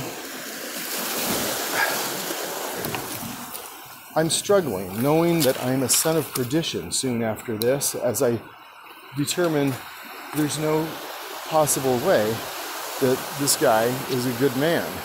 He's stealing people's wives.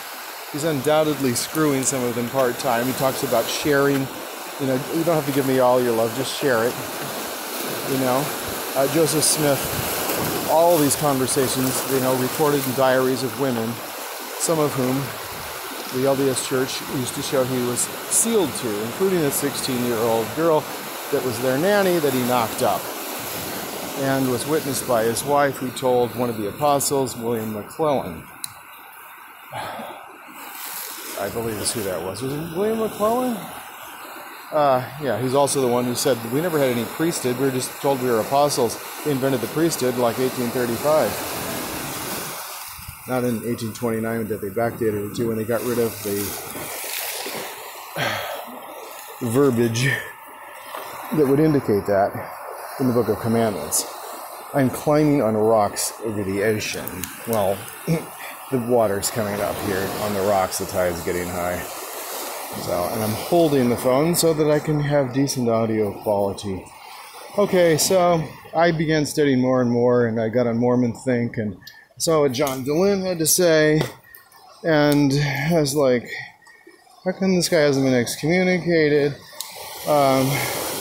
You know, in his summary of why people leave the LDS Church, and I started reading topic after topic, which showed me that I'd been lied to constantly in church, which went along just perfectly with the fact that the blessings you're supposed to get from paying tithing and keeping the Sabbath day holy and all that stuff were all lies, along with specific ones I received in my patriarchal blessing and other priesthood blessings.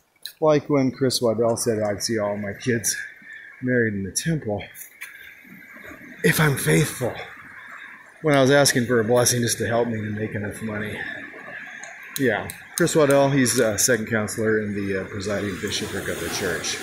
So, that was obviously impossible. One of my daughters probably already had an abortion. I mean, my kids were not going to be married in the temple no matter what I did.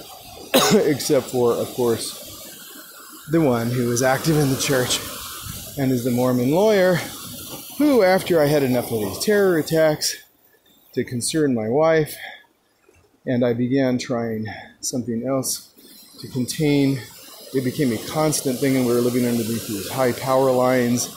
There's just a number of things, and I don't know if I'm really going to get into all the details of what could have been affecting me beyond stress and demonic persecution, and my vagus nerve just being overtaxed with the sympathetic nervous system activated way too much in my life, trying to do what Mormon prophets said, which was don't do anything to mitigate the size of your family, basically. Don't delay having children as soon as you get married, and basically pop out as many as you possibly can. Don't worry, pay your tithing. God will make sure you can support them. That's pretty much what Spencer Kimball taught. And then you give the rest a building fund and put your faith in God, and basically everything turned to shit. I was stressed out of my fucking mind. So, the shit was hitting the fan, and I started using Ativan, also known as lorazepam, by one of the trade name. So, this is a hardcore benzodiazepine, you know, much stronger, I think, than Xanax, and easily obtained with a prescription in Mexico. On top of the first time the lady gave me Xanax, she wanted to start me off slow, but I was already doing lorazepam that my stepmom gave me because she wasn't going to use hers, and so I was popping this stuff, eat them like candy pretty soon, because the effects would diminish as far as calming down the terror attacks, and I was practically a zombie. And then I began to have terrible side effects, some of them mimicking like multiple sclerosis and stuff, just horrible stuff. And I said, I got to get off this stuff. And I didn't realize how dangerous it was. I don't know if I realized it. Maybe I did read about how dangerous it was. Alcohol, and benzodiazepines, and the shit they put people on that use heroin that's worse than it, methadone, those cause death during withdrawal. Heroin doesn't on withdrawal, but you can OD on it. Well, I'd never done like hard drugs, you know, never done coke, methamphetamine, none of that kind of stuff, heroin. But I had to use something. I was trying to continue to function and work. And so I had 4 days of this withdrawal, which were just insane. My heart was feeling really weird, like it might have a heart attack. And there was another member, someone else had a spiritual experience, and was told that our family was going to be destroyed. That the kids would have another dad, etc., and that dad was fired. So this didn't come to me. I was told this by someone else. Everything happened just as the angel of light, with the crowns of, the crown having points of light on it, told this individual. Anyway, my son, the problem continued even after I got off of this, and I had benzodiazepine withdrawal syndrome, horrible symptoms, and I soon wasn't able to work at all. I was collapsing, and my son came down from the United States. He said, "Here, I'll take you to a doctor, see maybe we can find out what's wrong." So some of the side effects were just horrendous. Oh, he said, the terrible ringing in my ears was just the minor part. I tried to get on the grass to ground myself, these power lines. I was feeling these horrible feelings constantly, electrical things. All right, I'm going to jump and run.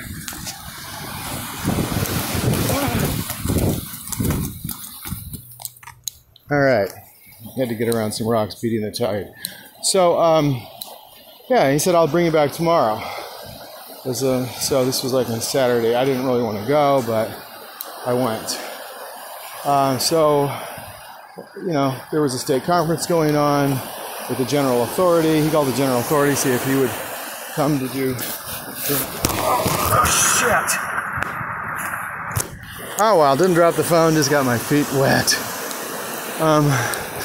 Not just my feet, my really cool shoes.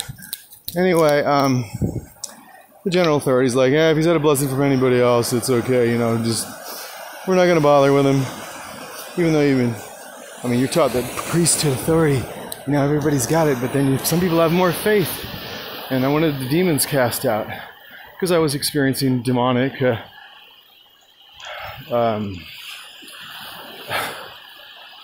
I don't know if you want to call it harassment.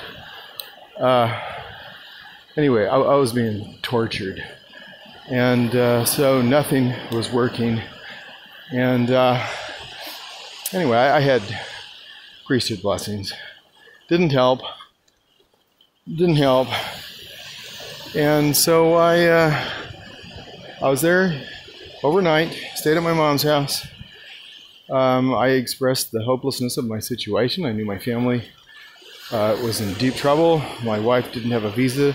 She was applying for one to come to the United States. And I was collapsing and not able to support the family. I had considered parting out my body on the black market, organs. Somebody I knew had a connection that I'm sure would have been willing to do that, and was involved in body parts business, in the medical field as a harvester. And it was just, anyway. Oh, Mormon, by the way, not active though.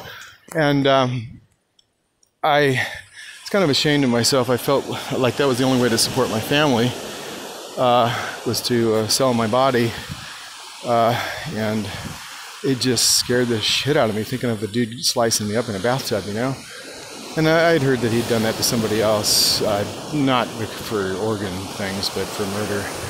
And, nice. So was I going to get a big down payment ahead of time to give to my wife and not tell her where the money was from so she wouldn't freak out? What was I going to do? Or just tell her honestly, hey, this is what I got to do. I got to sell my body parts, my heart, my liver, whatever, and you guys will have money.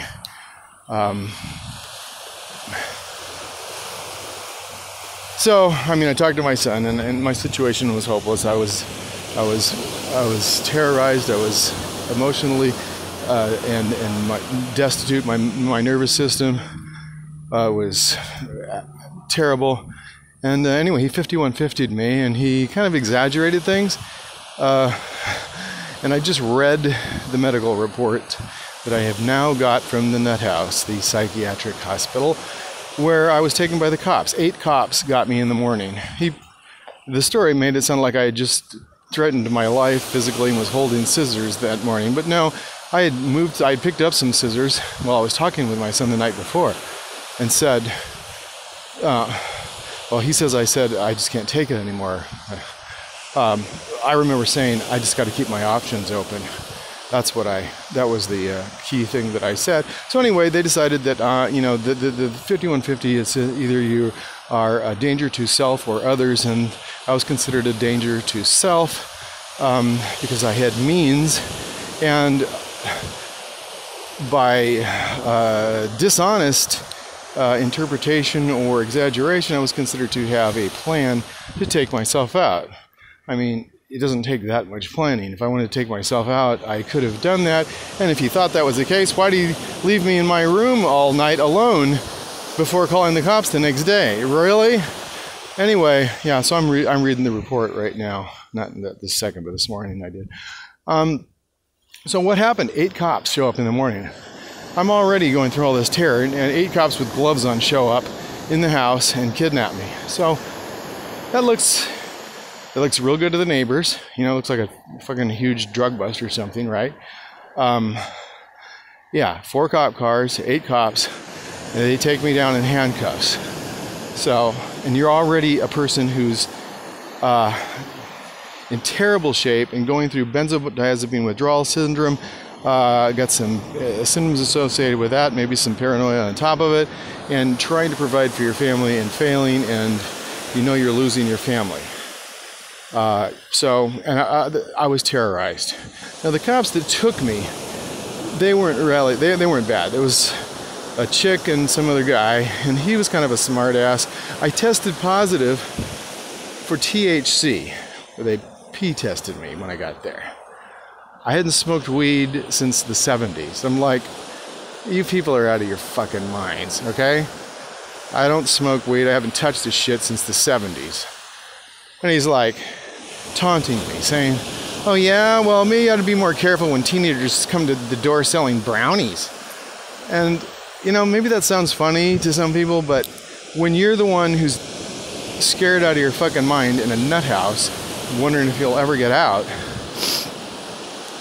and this guy disrespecting you, that's like half your age and talking shit when you're in a state of terror, it's, I've forgiven the guy, but, you know, I wasn't happy about it. Let's just say that. I felt very disrespected because you're treated like, you know, you're dishonest, you're just a piece of shit, you're a subhuman. Well, human, what if, you know, Black's Law says sea monster, right? And you look at monster and you can't own property, and that's basically what humans are. They're subpar to the people at the top of the food chain here, run by the Luciferian elitists and these elite bloodlines. But there I was. And so they go, oh, you look pretty nervous. I got a little something I can give you right here. And I go, what is it? And he says, Ativan. And I go, no. And then, so this is the head doctor guy there, and he's like, oh yeah? And then he starts fucking with me, you know, in my head, just basically, you know, he knows that I'm afraid of Ativan. Oh, and they also said, oh, you tested positive for benzos. Well, that's, you know, I had quit in January, that was March when this happened. So, you know, that was very plausible, but I thought THC, that's the only reason that could happen is because I had fasted, seeking the help of Jesus Christ, and maybe some fat cells, you know, melted or something got in my bloodstream. Otherwise, I mean, that's ridiculous. So they're giving me shit about stuff that I didn't even do, and back then it was actually illegal to smoke weed, right? Not now, though. So, there we are, and the guy's like fucking with me, going, oh yeah, well maybe we should give you some. You could see that I was in terror, and he's torturing me. This guy was fucking evil. Most of the people were not evil at the psychiatric hospital, which I call a nut house because hospital is supposed to be something, you know, where they're healing. Although if you know much about our medical system, it's pretty fucked up. They're a bunch of drug pushers, and there are still a lot of good people there working, but the guys at the top that run this shit, that are invested and own the system in our privately owned world with privately owned cities and countries and counties and pension funds and lots of shit that we think that public means something different than it really does. And these plantations we live on, these comprehensive annual financial reports reveal the fact that we are in veiled feudalism and not in a land living what we thought was the manifest destiny doctrine style America, land of the free and the home of the brave, with the American dream, which the bishop taunted me about when he said, "Still don't believe in the American dream, Dave?" When he got his amazing house, you know, on 2 acres in the new Rancho Santa Fe, not Rancho Santa Fe, but adjacent to it, and showed everybody in their open house how nice his amazing house was. And he knew I was moving to Costa Rica because, you know, I knew that we had to downscale our expenses just to survive. And he's like, "Oh, so the American dream's really dead?" Well, you know, sorry Randy, but, you know, I wasn't like CFO of a company that gave me, you know, or that you bought into all kinds of, you know, options or whatever on shares that exploded when they went big public or whatever. You know, I don't know all the details, but they went from a modest home, you know, not far from our venue to the homes of the rich and famous and stuff. And yeah, I felt kind of taunted when he said that. Generally, he was a very nice guy, and he became a mission president and so forth. He even visited me when I was in well, it's not that he came to visit me. He was at our stake, and my mom saw him. And when I was in the motel, and staying under the sheets, and not facing any human beings for 4 years, which I haven't gotten to yet. So anyway, there I was in the nut house, and terrorized. I was there for 99 days. So yeah, I'm there, and they're supposedly a suicide risk, right? They start drugging me. One drug after another after another. I remember portions of names of some that aren't listed on the report, but just in the report I saw like 6 or 7, right? Which were antidepressants and antipsychotics of a pretty strong nature. I've been told by, you know, psychologists who said, "What the hell were they doing this shit for? You don't need this kind of stuff. It's crazy." I was told by the managing, what I'll call him, the managing director, who was also a psychologist, but he wasn't. He's working on his doctorate or something, right? Underneath another gal, but he was like he also managed, the administrative functions. He told me that my son was trying to put me away for life. Now, why would he do that? Because I was by now a son of perdition, basically. Although he said, "I don't think you're a son of perdition," he didn't want me taking other people out of Mormonism because he knew I knew a lot and was going to let people know what a fraud the Mormon Church is. So in his thinking, well, he's maybe saving me from some further damnation, possibly, and other souls from being dragged to outer darkness and hell forever out of the church who have once accepted it. Because once you turn completely from the priesthood, says section 84, your sins you will not be forgiven of your sins in this life or in the world to come, which is the same language you get about a son of perdition. Though people try to say you have to have like seen Jesus. That's, there are many references that say once you have the Spirit, then it's the Holy Ghost, not Jesus, that gets you to the unforgivable sin. So you want to make damn sure you're right when you're leaving the church. If you've been, deep into it and deep into the temple and so forth, right? So I was being drugged, and then, so I said, listen, I'm going to call on Jesus. This kind goeth out only through fasting and prayer, says the scripture. Jesus talking to the apostles in that in that story when the apostles failed to cast out demons, and I felt that I was buffeted by demons. So I fasted for 14 days. Now, the report I was reading said I only had water, but I had snacks sometimes. I never had any snacks. I had nothing but water for 14 days. So take that, Sam Young. That's a real fast. Anyway, Sam Young does a lot of good work. I just want to point out that I wasn't taking electrolytes or having snacks. I did a real fast. And Jesus was probably on vacation on Jeffrey Epstein's island. He just, it was bad timing. He wasn't there for me. He wasn't there when I fasted for 9 days and 22 hours. He wasn't there when I fasted 3 to 5 days, multiple times, praying incessantly for help to save my family. I worked hard. I kept the commandments. I paid my tithing. I paid this. I paid that. I paid my fast offerings. I fasted. I kept the Sabbath day holy. All the promises were absolute fucking lies. You think you hate Jesus? Meet Dave. Okay, so I gave my everything for my family, and the church was a complete, total fucking fraud, and there I was in the fucking nut house being drugged like crazy. And some of these drugs caused tremendous, to me, worsened my state. The psychosis, the paranoia. They diagnosed me with depression disorder and like psychosis disorder, which is not a mental disease. It is a symptom, it states, if you read the definition. You know, basically, so I was never diagnosed as schizophrenic, paranoid schizophrenic, anything like that, even though some of the medication that they call it, the drugs that they experimented on me with, were geared for that, as I've looked up the drugs today that they were giving me, and you know, and their side effects and all this kind of shit. So they said, you know what, we've decided we're going to shock you. And I said, you know, I did a little research. You're going to fucking hook me up and shock me? It's ECT is basically described as an electronic lobotomy. If you see a brain that has been dissected after someone's died that has had an ECT, it looks like they took a brain, like if you ever see a cow brain in the supermarket, and just threw it in the skillet and fucking fried it. And it's just seared.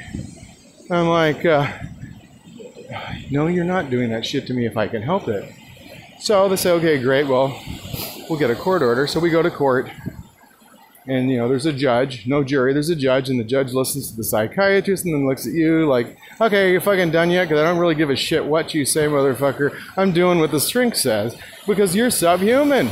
And they are trained for the ministry. They're a fucking demigod in our society, run by these goddamn Freemasons, of which the judge probably was as well. So, yeah, after I had to get back in the prison car, basically, you know, it was a station wagon like a cop car with a plexiglass because you're just a fucking animal in the back, right? And then they got a big fucking Hawaiian bodyguard or something. And make sure you don't escape. They take you down to court. You're in your fucking, you know, sandals from the nut house and, you know, shitty clothes like that, and people looking at you. Well, maybe, you know, I had some clothes. My son actually brought me some clothes, right? Oh, and he brought me temple garments too. That was lovely, because then you're like, all right, do you give this shit to these people to wash? They're holy garments, you know, you're believing and shit. And I was like having a relapse into Mormonism. Wasn't sure what the fuck to believe. Knew I was a son of perdition and going to hell, except for I couldn't go along with the, you know, the murder being promoted by Gordon B. Hinckley in his talks on, you know, war and peace in the Middle East and so forth, knowing that he was lying and using NLP and hypnotic language to convince people it's okay to go to war and murder people that had nothing to do with the Twin Towers, etc. I mean, all these things. Joseph Smith stealing people's wives. I would never follow a prophet who would steal my wife because I loved my wife, loved my family, and the whole thing was sicker and sicker. The more I read, the more I saw that it was just based on bullshit, you know, from the beginning, right? But I'm drugged heavily, and my wife is in Mexico with the kids. I can't give them any money because I'm not working. I'm in the nut house. I was going nuts in the nut house and being heavily drugged. They succeeded in getting the judge's orders and forced on me ECT 8 fucking times. I've talked to psychologists and so forth. None of them had ever known anybody that's had that happen to them. 8 times is insane. So I considered, hey, maybe this is an electronic exorcism. I actually did feel different, like I didn't have the spirits in me all the time. And they gave me a bunch of drugs. And my wife got her visa, came up and visited me every day. I could only remember once because ECT just fucking fries your short-term memory. And yeah, and they released me to her. So I was in there 99 days, I believe. And she got up like the last 2 weeks right when they started shocking me. And anyway, we went to my mom's, except for she signed over her house, which was in foreclosure 2 days later. And then it took a little while to move out, and we went to a place we'd never lived, full of gangs and shit, and life just got horrible, and I went downhill, and she disappeared with the kids. After we'd spent the day together going places, we stopped off at the house because of other crazy shit that was going on, and we felt very paranoid, and she took off, and I've never seen my son again. That was 11, 12, 13. So we've got anniversary number 6 coming up in about a week for when my kids and wife disappeared. I got to see my daughter last year when I was able to get some work far to the east for a couple of weeks and was able to go out there, but I couldn't maintain. I had to rent a car, and it was costing me $100 a day, and it just didn't work. And yeah, it was a nightmare. So I was in the fucking nut house for 99 days, terrorized, being told that my son was going to do everything to keep me in there for the rest of my fucking life. And then they'd have these conferences and talk as though I wasn't even in the room. So yeah, well, we can thank Ronald Reagan, and the guy was a Democrat, I guess, for, or he was definitely against what Ronald Reagan did, which basically said that you couldn't just commit people for life unless they were convicted of crimes, and then they had to be like the criminally insane, So they were looking for, I don't know what my son was going to do, but that's what Mormonism teaches. Mormonism teaches that, if you go against the church, you're working for the devil and drag souls to hell. So the logical thing was to isolate me where I couldn't steal souls from Jesus, basically, by telling the truth about the church. And maybe I'm speculating on why he was telling them that he wanted to do this, but I don't know why else would he want to, right? He really does try to do things that he thinks are right. Generally, he has some vindictiveness, but he's got everything banked in on the LDS church. His wife is from a Mormon family, and working for the House of Inns. I mean, I went off on him recently about, you serve the goddamn Freemasons and these, guys in the church and in your lawyership. He really does do a good job as a lawyer. He's very fair with people. He tries to be morally good. And he wasn't talking to me for quite a while here because I kind of went off on him on some of this stuff. When my daughter said that he was trying to conspire with her mom to get her ECT'd. Because she's an alcoholic. So, and a little bit sociopathic and kind of they don't approve of her being kind of a nymphomaniac. Whatever. She got an interesting combo going there, but she really does try to help people a lot. Her behavior, she seems possessed at times. Someone else's voice comes out of her when she's singing. Feels really weird. If you understand demonic experiences, you know what I'm talking about. If you don't, you just go, what the fuck are you talking about, Dodge? You're out of your mind. No wonder you're in the fucking nut house. No wonder Eric Lawton would try to dismiss your shit like LDS apologists do when they say, oh, you had a mental breakdown. Your testimony isn't reliable. Dude, you don't need my testimony. All you need to do is check out, the facts that I put down, evaluate each one, verify them, and if someone's fucking wrong about anything, it doesn't mean everything else is wrong. If they've done anything wrong in their life or that they can be discredited in any way, shape, or form, as our society, is trained to do, it doesn't mean that anything else that they said or everything else that they said was either right or wrong. You must prove the facts, right? Prove all things, hold fast to that which is good. Something actually good in the fucking Bible. And get some Thessalonians, right? So, sorry, at least I didn't burp like Hallie Evers, right? There I was. And so, it's looking more like, so are they going to try to find something, say I did something wrong somewhere so they can put me like in criminally insane or something? What the fuck are they going to do, Then I, have a, not pay, Did I state my gross instead of my net on a credit card that he couldn't pay off, you know, and go bankrupt on or something? Trying to support the family? What are they going to find? What are they going to do, right? And I was paranoid with all these fucking drugs, right? So I'm thinking, okay, if I'm stuck forever in the fucking nut house, maybe who knows what they'll do. Maybe they'll force the temple covenants out of me if they find out I'm Mormon. They see these goddamn garments. What am I going to do? Right?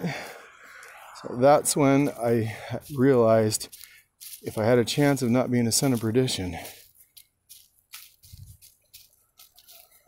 it was to avoid breaking my temple covenants in that way of revealing the signs and tokens of the holy priesthood, which I thought somebody would be curious about if they knew a Mormon was in there, right? Remember, I'm heavily drugged at this time, so I decided, even though I had decided not to, I was not committing suicide when I was on the outside. On the inside, I thought it was my only way out at this point.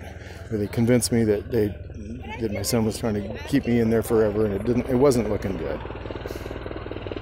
This was before the ECT at the end. So what did I do?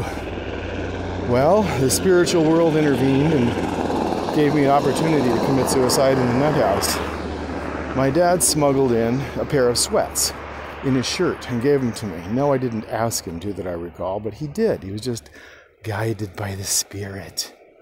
Hey, he was following his wife in her insane Christianity, right? So, she speaks in tongues all the time, just all kinds of wacky shit. So, which is demonic possession. So, I took out the drawstring, hid the shit, and waited in the night. They check on you every 15 minutes and leave the door crack open. They get a little lax sometimes. 15 minutes is more than enough to strangle yourself. I had the slip knot ready. They did their check, left the room, went out, thought I was asleep. I slipped the knot over my head, onto my neck, and tightened it up. Got tighter and tighter, and it was at a point where I was like, if it gets any tighter, this thing, I won't be able to get it off. And I'm like, okay, this is where the rubber meets the road, dude. And I'm like, okay, if you fuck up, if you fail here, if they come in too early or whatever, or you freak out, you know, kick something over because you're kicking while you're choking to death, you're for goddamn sure going to be locked up for the rest of your life. You know, you're going to be locked up for a long fucking time. They're going to put you in the really crazy unit over there, and you are fucked. And I was getting more and more panicky and scared as it got tighter on my neck. And I go, fuck this, I'm not doing this shit. I don't know, but I'm not doing this. So I took the thing off and flushed it down the toilet. But because of those temple covenants, that whole thing was because of the temple covenants. Of not revealing these things, or else you're damned, and, you know, on earth you should have your throat slit and tongue ripped out and bowels ripped, you know, all this shit, your heart ripped out. You took these demonic oaths in the temple, even though James chapter 5 and Matthew chapter 5 in the Bible say, do not forswear yourself. That's exactly what you do in the Mormon temples, forswear yourself. In these in the covenants you make associated with the first and second tokens of the Aaronic priesthood, the first and second tokens of the Melchizedek priesthood, the second token, you don't have a penalty associated with it. And now, of course, like I said, since 1990, they don't even do the penalties. But they just tell you, God will not be mocked, so you better not fuck up. Obviously, they don't use the F word to indicate fornication under consent of the king, because, you know, it's only fornication under consent of the Lord if one of the king's appointed licensed people licenses you to be married. And because licensing is for people that don't have rights. If you have a right, you don't need a fucking license. Licensing allows you to do something that is otherwise not legal, that you don't have the right to do. Think about it, people. You are in disguised feudalism in this country. I'm talking about the United States, but it applies to many countries, if not all. Okay, so think Mormon covenants and temple stuff from the Freemasons isn't toxic? Think these beliefs aren't toxic? Yeah, I could cite thing after thing. I mean, your kids are guaranteed going to the celestial kingdom if they die before they're 8. What's that tell you? You think your kid's getting disobedient and they're 7, save their soul and kill them, right? I mean, seriously, you think, oh, that's fucking crazy? But that, if you're talking about a religion where you're taught that this life is a short time, your whole idea is to prepare to meet God, and that everything is about the next life, then it's just like being a Muslim fucking Islamic terrorist.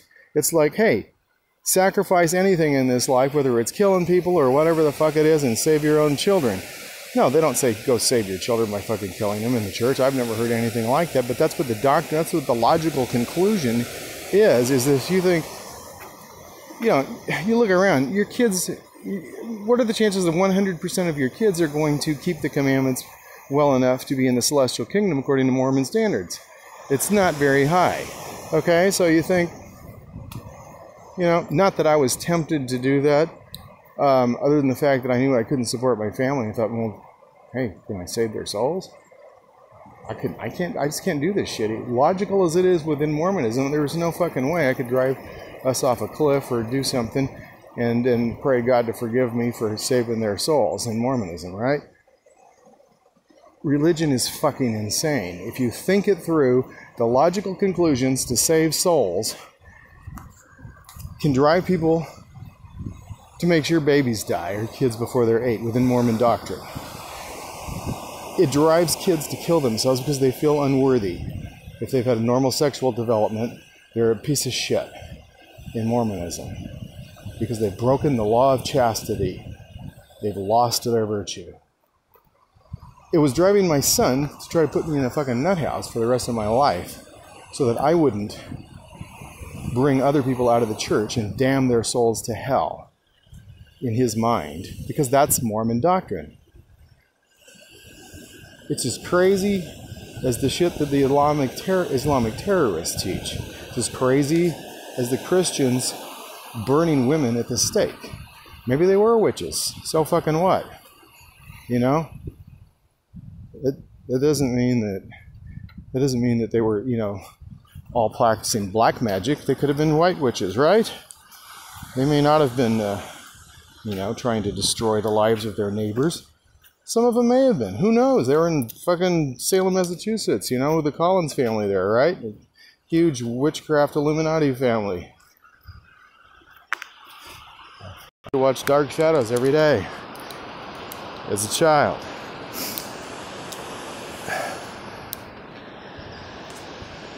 I was exposed to dark spiritual things, but I didn't want to do evil. I couldn't lock somebody up in a fucking nut house. I couldn't kill innocent people. I couldn't do the kind of shit that the Mormons did to the Fancher party at Mountain Meadows.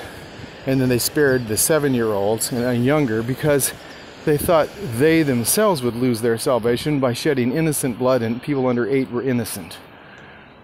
But it was okay to kill the rest of them because they were like apostates, or they weren't even apostates. They were just fucking, you know, Methodists and shit, right? And somebody might have, you know, had a rumor that somebody had something to do with killing Parley Pratt. Parley Pratt was killed by the San Francisco husband who tracked him to like Arkansas and fucking killed him for stealing his wife, converting her to Mormonism and marrying her polygamist and wife stealing. Okay, so the kind of crap that the Mormons were being programmed with that caused 120 people to be mass murdered that day, and then good Mormon families who helped murder your parents will adopt you 7-year-olds now and younger. Because it's part of the gospel. This religion is insane, and it almost drove me to kill myself. That's the one thing that I almost did, and it was so I wouldn't break the temple covenants by being like coerced into sharing the signs and tokens, which I've now shown in one of my videos, or some of them, right? So Masonry and its baby, the Mormon Church, are so horribly, so terribly destructive to individuals and families that it helped break up my family, and it helped push me to the brink of suicide for the sake of the covenants made in the holy endowment in the Mormon Temple. So that's some food for thought. My wife left, as I said, when I was unable to provide and was just losing it, and demons were speaking out of me, saying things I've never heard or known. The information, they'd say their names that I'd never heard of. I've received plenty of information through channeling in my life, saving my daughter's life when I was told one of my children would drown if I didn't, run to where they were, even though I didn't know there was water there. I was told to bring the business card and where to go, and that's where I met my wife. She asked for the business card. No one had ever asked me for a business card at a Mormon dance, and time after time I've been directed. I knew when Dodger Girl was going to contact me. My daughter told me I needed a girlfriend. I said, don't worry, there's a girl that's going to contact me. She goes, how do you know? I go, it's going to happen like today, and it did. I've been involved in the spiritual world since I was a child, since my first day born, as some of you have heard that story, right? When I was told that I would grow up big like my dad, when I asked how I got so small. On the table, when I was first born, on the birthing table, or whatever, I asked that question. I'm sure it was just in my mind, not in English. I wasn't talking, but that was the message that I got. And I could see my dad, and I was told that I would grow up and become like him. So I've been asking questions and having communication from the spiritual world since I was little. And I prayed and prayed and prayed as I fasted and tried to save my family. And of course, I prayed almost incessantly, constantly to the Mormon God. And that report said he was talking to himself, said the cops. I was praying. I was scared out of my mind, being kidnapped by these people, and I thought I'd never get out. So, after 4 years in a room, in a motel room for half of it, not speaking to people, with the sheets over my head because I couldn't face anyone, after breaking 3 of my teeth, punching myself in the face because I felt like I had failed my family when I tried my hardest, I felt like I had permission to leave the room. And I began to resume public life with sunglasses on, because every time I saw families and children, it brought tears to my eyes thinking of my family. My daughter didn't take my phone call yesterday. Actually, I don't even know, maybe her mother changed her number. It didn't have her greeting on it, but it was a birthday for 2 of my children, 27 years apart. My LDS lawyer son, who had blocked me, never received any of my messages, but called me on his birthday shortly after I called him, even though it was still blocked, but it was just kind of a coincidence. He probably assumed I would call him, and I had. Didn't get to talk to my little girl, my precious little girl. I don't know a dad that was more involved with his kids, didn't love his kids as I was like the most dedicated dad. I still am. I just don't have my little ones. I try to help my other children as much as I can, talk with them, spend time with them. It was devastating for me when my family disappeared, and I couldn't support them. I didn't know exactly where they were. I had an idea, and I was terrorized for years by my feelings and by spiritual entities, and then I was given permission to leave the room, and I've been able to start functioning and at least be somewhat self-sufficient, even though I'm homeless at this point. My home is my car, and I'm trying to create a vehicle for people to use to understand as quickly and concisely as possible that the Mormon Church is not the road to eternal bliss. That you don't need to waste your Sundays and your seminary mornings and all your time at this church serving these evil brethren who teach wickedness, who use the church as a farm to cultivate human flesh for the pedophile networks, just like the Boy Scouts do and the Roman Catholic Church does. You don't need to waste your tithing money. You need to spend your time with your family, go to this website that you're looking at here, the Mormon Truth Videos Gospel Topics Hub, if you want to learn the truth about Mormonism, where multiple truth and authority claims are obliterated in print and with the videos applicable to those subjects that I place on these pages of the 400 or so videos I've done. It's my goal to bring down and destroy the Mormon Church completely and totally, and to free as many people from cult mind control as I can. That's what I'm trying to do here. Trying to make my life better and your life better. Supporting Mormonism in any way, shape, or form is completely immoral once you understand what it really is and you understand anything about the Luciferian network, which controls all of the churches, all of the large religions at least. Okay, so there you go, people. You ever hear I had a mental breakdown? It was a nervous breakdown, demonic possession, in my opinion, additionally, and benzodiazepine withdrawal syndrome when I tried to alleviate symptoms enough to be able to function and support my family. Investigate every truth claim, and once again, there's something true in the Bible. Prove all things, hold fast to that which is good. One good thing: you don't have to kill fags. You don't have to kill disobedient children. You don't have to treat your wife like a piece of shit. You don't have to murder the Midianites and rape them. You don't have to do any of the horrible things that the God of the Old Testament did and that Jesus Christ gave his stamp of approval on when he said how good God was, the God of the Jews. You don't have to do any of that shit. Just try to treat people right and make your life the best that you can outside of these horrible cults that promise you eternal life, and sometimes with your loved ones, if you just obey these sons of bitches who want to drink the blood of terrorized children that they have defiled. And that's the truth. Whether you're awake to the Luciferian pedophile network or not, whether or not you understand satanic ritual abuse and human sacrifice and adrenochrome addiction, that is actually what you will find if you do enough research. You will find that everything's privately owned, and that you don't have a government of the people, by the people, for the people, and that you don't own the house you live in.